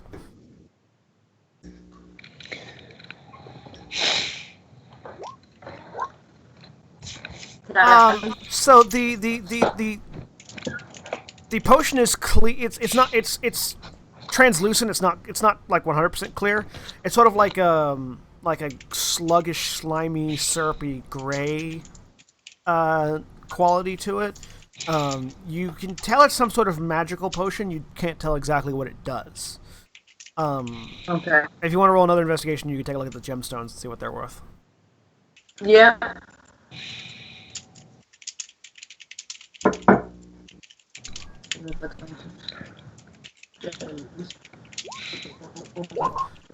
You estimate that these gemstones are worth roughly 100 gold each.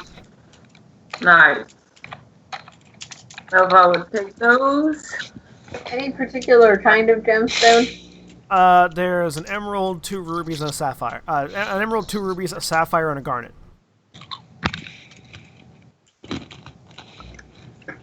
I will show the potion to Quinvra, or maybe, yeah.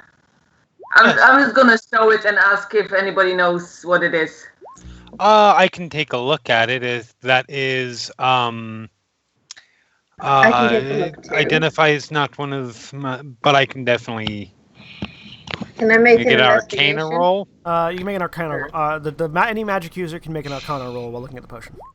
Do I count? 7. What was that? Aaron? Do I count as a magic user? Yes, you count as a magic user. 6. 6. Never mind. I'm sorry, my skills are not 14. the crafting variety, so I'm not really certain. You're not certain of it, mostly because you've never made it and you've never brewed this. Right. Fyron, however, you have encountered this before. As a paladin, this is sort of a potion that a lot of paladin orders will have on hand. It is a potion of invulnerability. He didn't have that one on him. No, he had it. No, it was in his saddlebag. You guys weren't immediately hostile, so he left it in his bag. For 1 minute after you drink this potion, you have resistance to all damage. Is it all damage or all non-psychic damage? Resistance to all damage. Period. End of sentence. All right. Oh, we're gonna want to hold on to that one, actually. Yeah. Flint wants to just, even though he's like, is it death's door? He's gonna stay with Keller to make sure that she's locked up safely. Yeah. So you guys click, lock her up in the manacles, and she's just like standing there. Yeah, the whole time while we were waiting for the manacles, I was just giving her a disapproving look. Actually, Milva, do you mind if I hold on to that one, actually? Let's see. She tries. She tries to like look stoic and like she's not bothered by anything. But she rolled a natural 1 on her Constitution check. She is like almost dead. Where is the snake? Have a berry, dear. She eats it. She's now. Gains 1 hit point. She's now at. Very useful. She's now at 2 hit points. The snake has flown off. Okay. I consider sending Relix to go hunt it, but no. Because flying cat, flying snake, it seems like that's something that should happen. Well, you actually know that Relix, the reason the particular creature that Relix was created. One of the reasons why it was created, in addition to be a flying cat, was also to deal with certain airborne predators, certain airborne pests like a flying snake. It's sort of like a natural hunter thing. But I don't know how long it'll be until it gets to whoever it's running back to. And if it gets there before Relix catches it, it would be dead Relix, and that'd be bad. That's fair. Someone said flying snake. I think I missed a chapter. There was a flying snake on Zulkin's shoulder when he walked in. Yeah. Okay. Oh, Zulkin had the flying snake. Yeah. Where's Kella's snake? Kella's snake was the flying snake. It went to Zulkin when he arrived. Okay. I'm gonna go over. You said the Centaurum emblem. Is that just like a patch on their tunic, or is it just like a? Yeah, it's like it's a patch on their tunic, and also it's on the ring that you took off of Zulkin's hand. Yeah. That I'm just pocketing, but rip off one of the patches and look at Kellen's like, why did you bring the Centaurum here? Milva, Fyron asked if you could take that potion from you. Sure. What was that? I didn't hear any of that. Yeah, I'll use it. All right. So I will hold on to that. Make a persuasion check, Farbolt.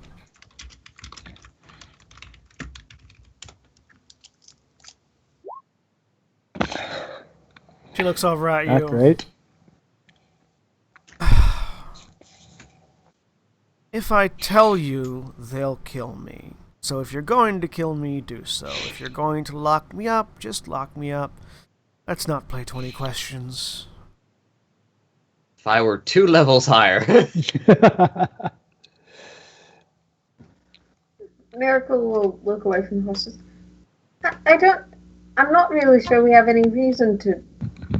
Look, it happens sometimes. You get into a fight, things get a little rough.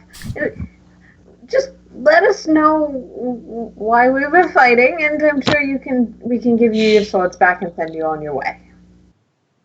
Make a deception check. He genuinely believes this. Make a persuasion check.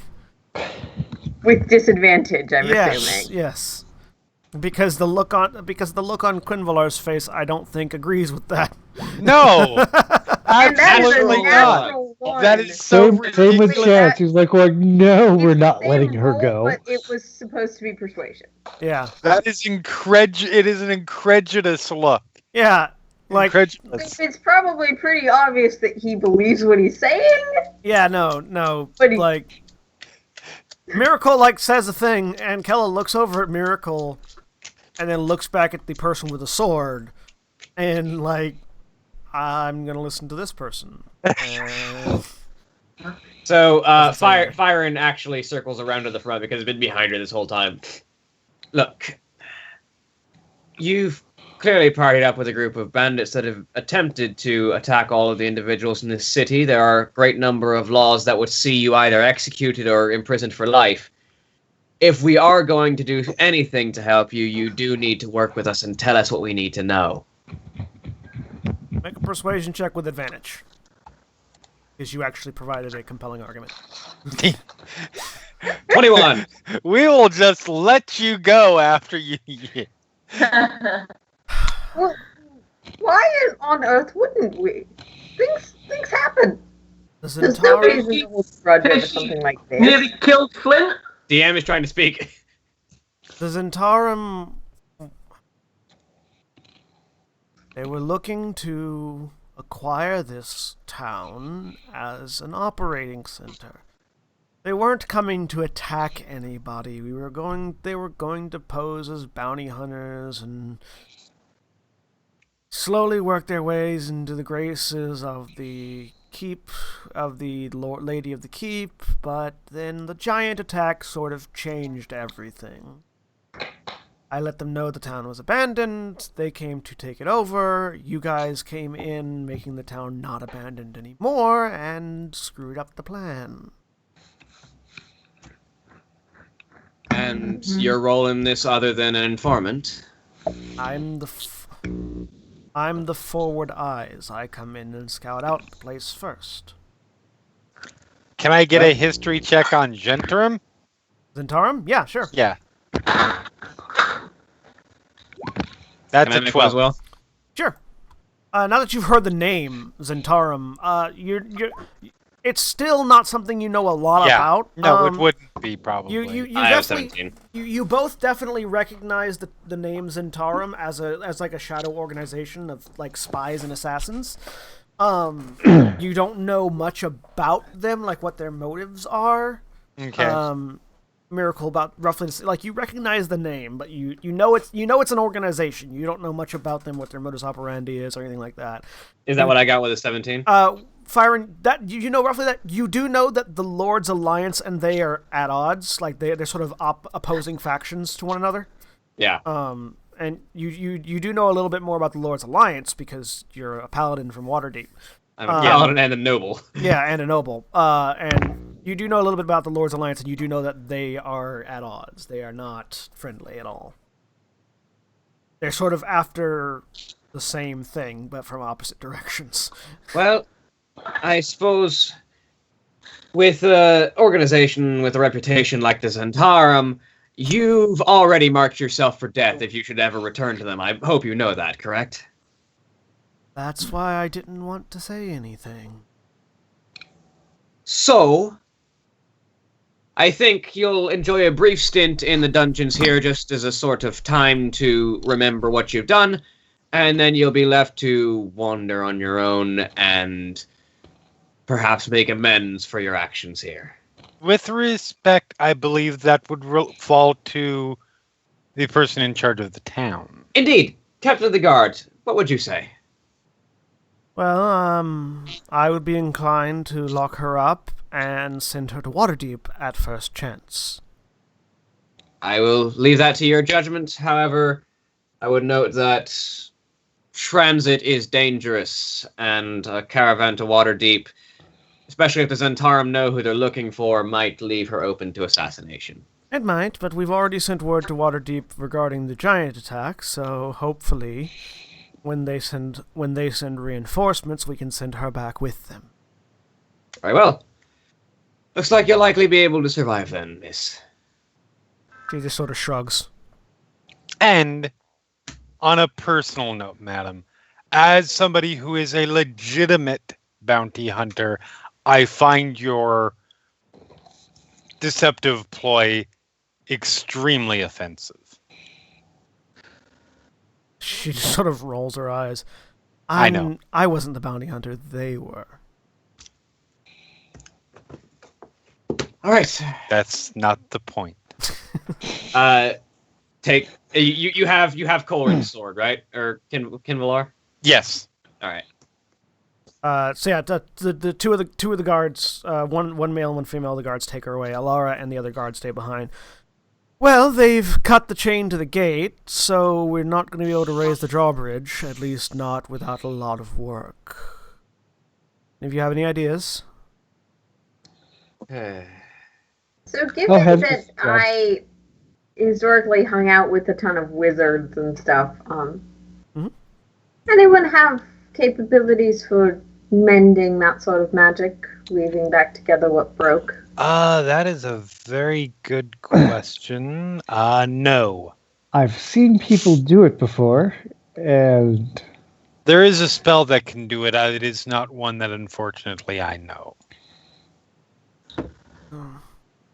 And it's difficult to replace these sorts of chains. Drawbridge chains are very large and heavy by nature, and I don't think the Lion Shield Coster has anything we could rig up in the meantime.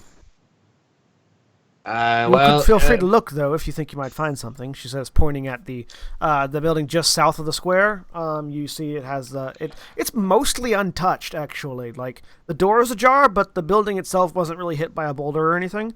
And it's got a sign hanging from it that says the Lion Shield Coster. It's their trading post.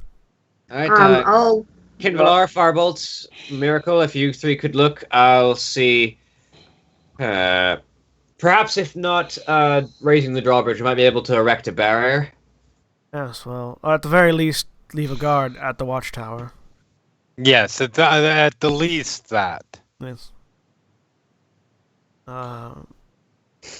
So, are those people going to go look at the Lion Shield, or Aaron, you want to do something? Sure, yeah. I want to look for drawbridge strength. Okay.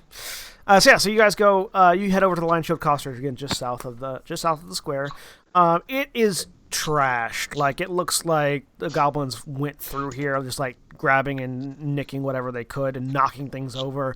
There are jars broken all over the ground, pungent liquids. You definitely smell oil and other things all over the floor.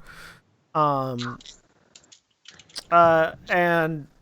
so basically anything that you could find in the adventurer's gear is here. Some of it's broken, obviously. But if there's anything that you guys think in the player's handbook adventurer's gear that you could use to fix the bridge, you can probably find at least one of them in there.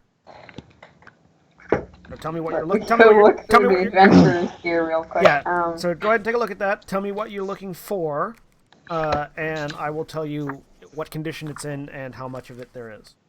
Adventurer's gear is on page 150 of the Player's Handbook. While you guys are looking through there, Fyron, you're over at the drawbridge with Alara.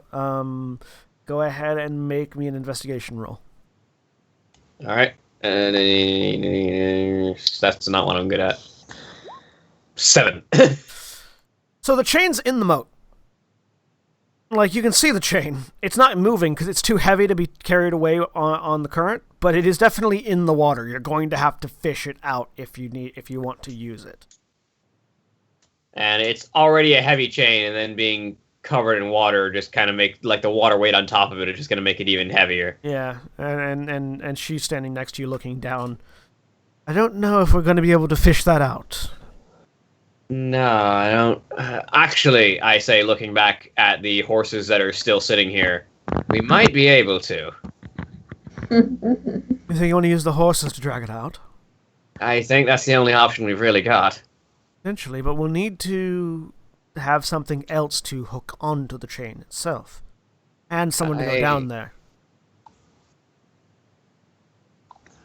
I think the dwarf might be, well, he's got the build to be a fine swimmer. I don't know if he's got the mentality for it, but I've found very few dwarves that can swim in my time.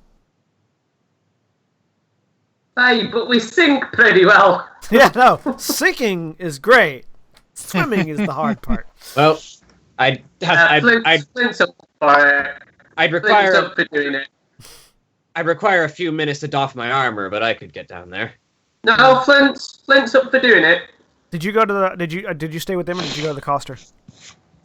Yeah, I was staying with the prisoner until Prisoner was taken away. the prisoner was put back, and then I was coming back to join everyone.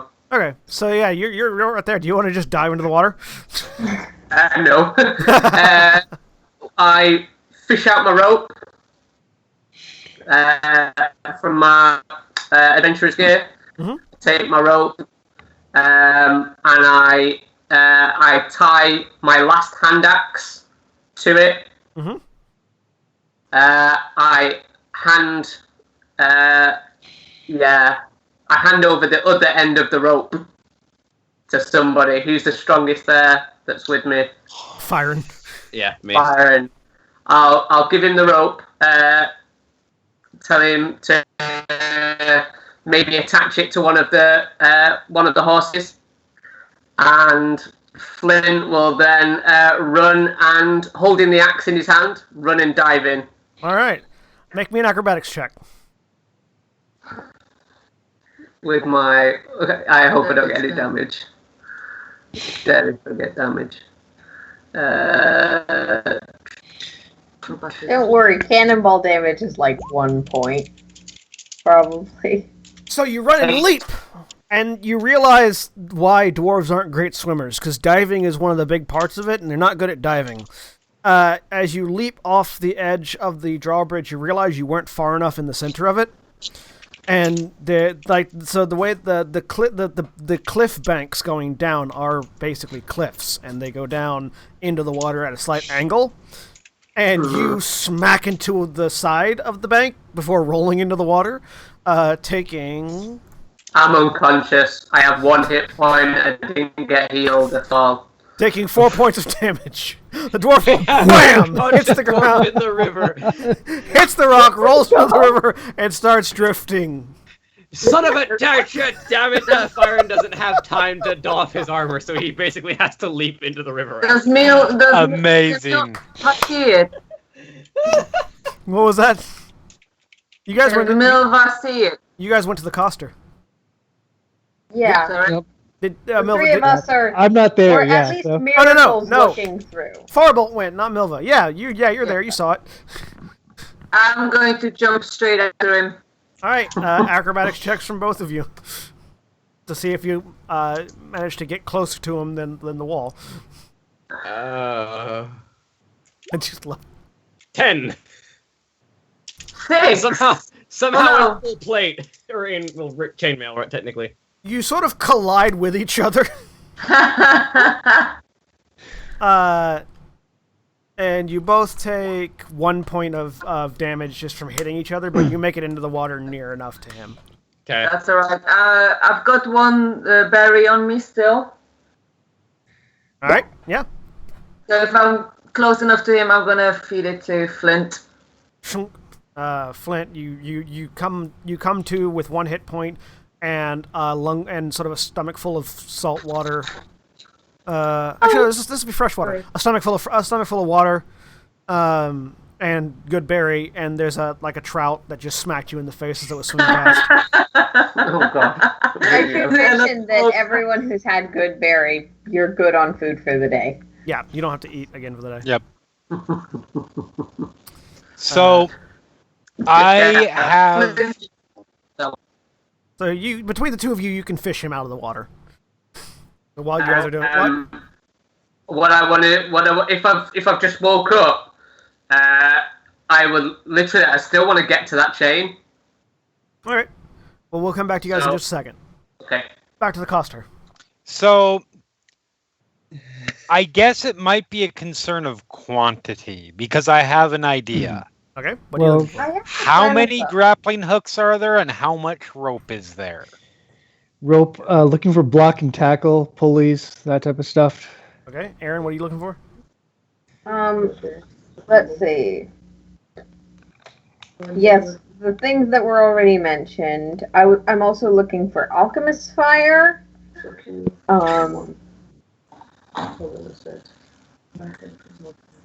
Anything sort of like of a reasonably strong metal, so hunting trap, chain,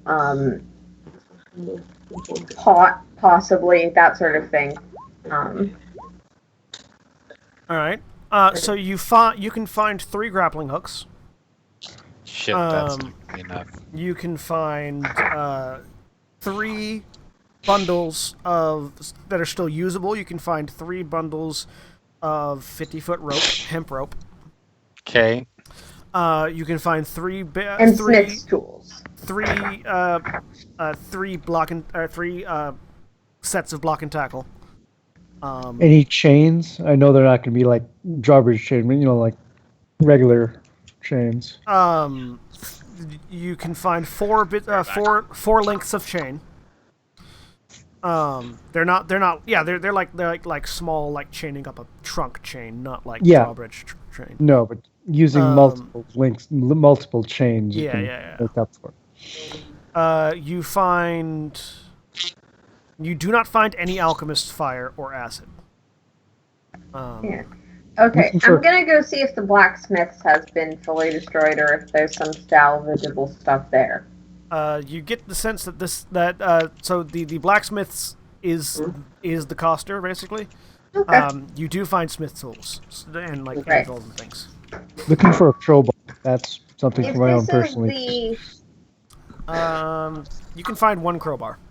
If this is like the blacksmiths for the city, it would stand to reason, at least to me, to Miracle, look around, see if there's stuff that's more designed for like house repair than weapon repair, that sort of thing. Yeah, you can find like lumber. You can find lumber and straw easily enough. There's plenty of that. More tools wise, like carpenter's tools, yeah. Yeah, that sort of thing. Or masonry tools. Yeah, you can. Well, none of these houses are brick; they're wood and thatch. But you can find carpentry tools and blacksmith tools as well. So my thought is, given if the chain is still in reasonably good condition and has just been broken at a point, it may be possible to repair the existing chain with something like with additional metal. And with the horse's help, we could probably pull the bridge back closed. What? It might not work for opening and closing consistently, but at least to right now, if we can just get it bridge. closed, if we can just get it closed, then we can worry about fixing the chain after we get it lifted I up. mean, I'm not one for trapping myself behind a moat, but sure, that works too. So yeah, you guys have found all of that. Back at the river, you got eventually with the three of you working together with Alara and the horses, you managed to get the chain. You managed to fish the chain up and back into like the courtyard. It is a heavy, long chain, but it looks like it was actually cut. So the way it works is it is a like an 80-foot chain, that originally was hooked on both ends in the watchtower, so that it went down, connected through like a metal pipe at the end of the drawbridge, so that it was one solid chain that would then pull back onto a wheel that could be operated from either wheelhouse. It looks like somebody poured acid on the chain in one of the wheelhouses to cause it to snap, and when it let go, the other side whipped it through the drawbridge, breaking the pipe that held it at the drawbridge end and breaking the wheel in the north side wheelhouse, and just dropped into the water. Okay. So there's a bit of chain in the southern wheelhouse still, where they melted it off, and you guys, while looking around, you found that the wheel, the wrenching wheel in the northern wheelhouse is just completely broken. Can we see if it's repairable? Make an investigation check.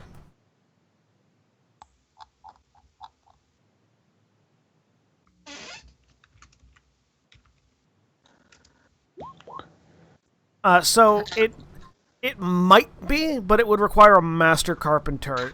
It looks like the force of the chain ripping out shattered the wood that was holding the wheel.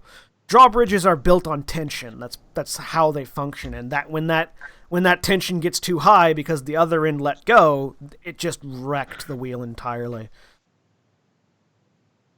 Assuming there was a carpenter in the village at some point. So if we find the people, they might be able to repair it themselves. Yep. And so roughly about this time, the folks from the Coster are back with all their supplies. And now the other three of you see this issue. We fished Flint out of the water. Yeah, you fished Flint and the chain out of the water. He's literally lifting up his kilt and squeezing it out. Yeah.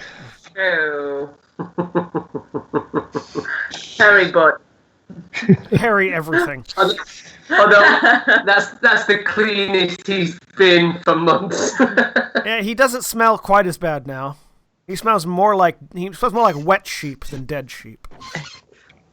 And Fyron has been taking a minute to get off his armor so that he could actually Fyron's like click click and pulls off a piece of plate and water, and like a couple fish just drop out. Click click. You managed to bring up like 4 salmon along with you, just flopping on the ground. That's dinner. Getting out of my chainmail. Because wet chainmail is a bad thing, and I need to make sure it dries out before it rusts. So anybody who's trying to come up with a plan to fix the drawbridge, if you don't have one in your head, you can feel free to make just a general intelligence check. Okay.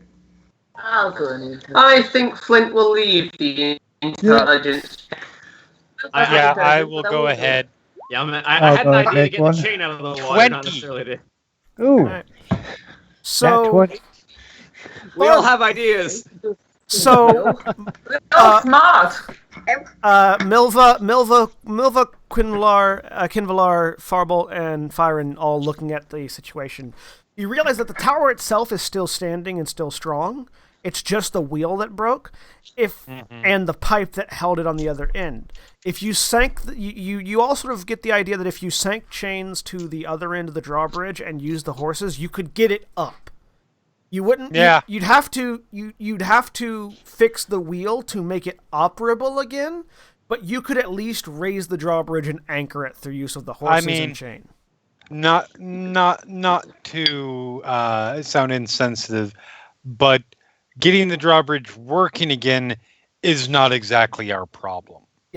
Although, to be fair, if we can get the drawbridge up, I think, well, I suppose the guards could trigger the horses to run. I would be saying, how would we get out? But I mean, if you get it out, you just push. no, I mean, how would we get out? Because the drawbridge needs to be up while we're gone. Oh, well.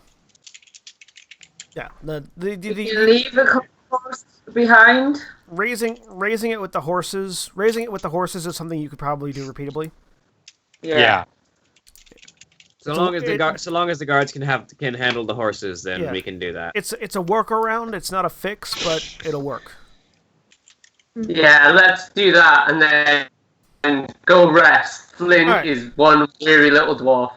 Yes. You guys don't have to roll for this. You guys collectively, there's enough of you along with the guards to get this done. So yeah, you go out, you anchor that, you use those grappling hooks you found, anchor the chain to the drawbridge with them. Tie them up to the horses' saddles, and then just sort of have all you got 7 horses, so you get there's 7. I don't One know where ran the other away. one. Yeah, one ran away. Sorry, yeah, you got 6 horses. Sorry, you've got 6 horses, so between them you can definitely get the drawbridge raised, and then I will use my animal friendship spell. Go ahead. you spike the chain down. And you secured the drawbridge. That takes you most of the rest of the day. And so as you finish, the sun has gone down, it's getting dark. And you are all extremely exhausted. Have some food, have some rest. Have a go bit of a lie down, yeah. Yep. And Miracle has become the best friend of all the horses. So yeah, you all go rest your weary bones and bodies, and think. And as you lay down in whatever state you do, whatever, you're fairly full. The good berries make it so that you're full for the day. You're not hungry, so you don't need to eat. You can, but you don't need to. So it's like as we're sitting down, I look over to Kindvalar. It's like, Kindvalar, is that the style of the red tiger you were using in that fight? I believe that's the name of it. The red tiger is the cat style that uses scimitars. Yes. I've only really heard stories about the Blade Singers. Where did you learn the art? Well, from where I grew up, Evermeet. Trained in it. It's a beautiful combat style. Do you intend to take up 2 blades at once? Probably not. At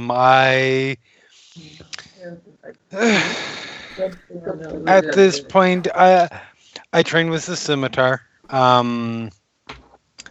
Perhaps down the line, I might add another, but this is where I'm at right now. So. As they're having this deep and meaning conversation, Flint walks past and just farts really loudly.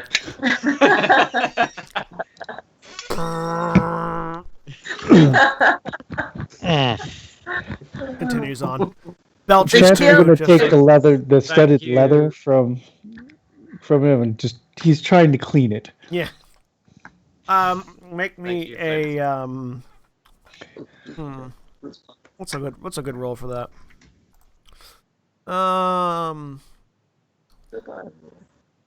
Make me a nature check. Nature. Let's see how well you clean this. Yeah. You know enough about treating leather that you can get the blood out of it without it staining or smelling anything. Yeah. Anybody else doing anything as you sit down for the night? Nope. Nope. All right. Yeah, Flint will. He's taken. He'll have from round the battlefield. He will have taken the head of Zulkin again, and the goblin head that he was having a cuddle with, and he's just gonna attach them both to his belt. All right. Goblin head, half elf head on the same belt. Yep. Yeah. Horrible, filthy barbarian. And as you all lay down to rest your weary bodies and weary minds, sleep overtakes you. And at that point is where we will end for the day. So, thank you all very much for joining us here on our Adventurers League for Storm King's Thunder. We've been Final Show Films. We produce a wide variety of content every day of the week. You can check us out on our website at finalshowfilms.com. You also check us out on our Patreon page at patreon.com/fsfilms. If you'd like to support us financially, you can do so there. Thank you to all of our patrons, especially our $20 tier supporters, Chris Comfort, Antitonic, and Cat Waterflame. Thank you all for your patronage, without which we wouldn't be able to do quite as much of the stuff that we do already. We'd also like to thank the folks over at 411mania.com. Jeremy, tell us a little bit about 411mania.com.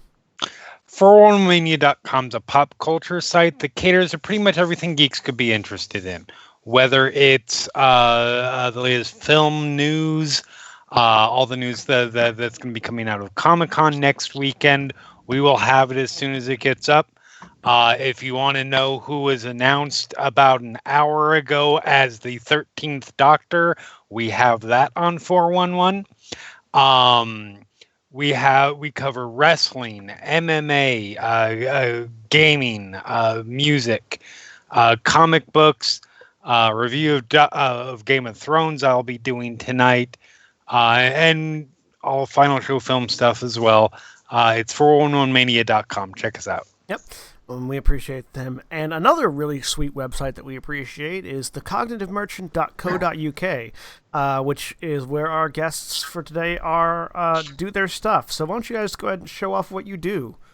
We make very geeky tabletop gaming supplies, including we came up with an all-in-one DM kit that basically unfolds, solves lots of the different problems that a DM has, and just includes everything that you need as a DM.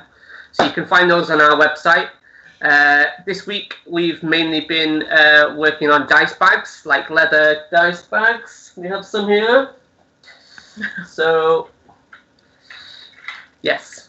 So we have like leather dice bags, like this.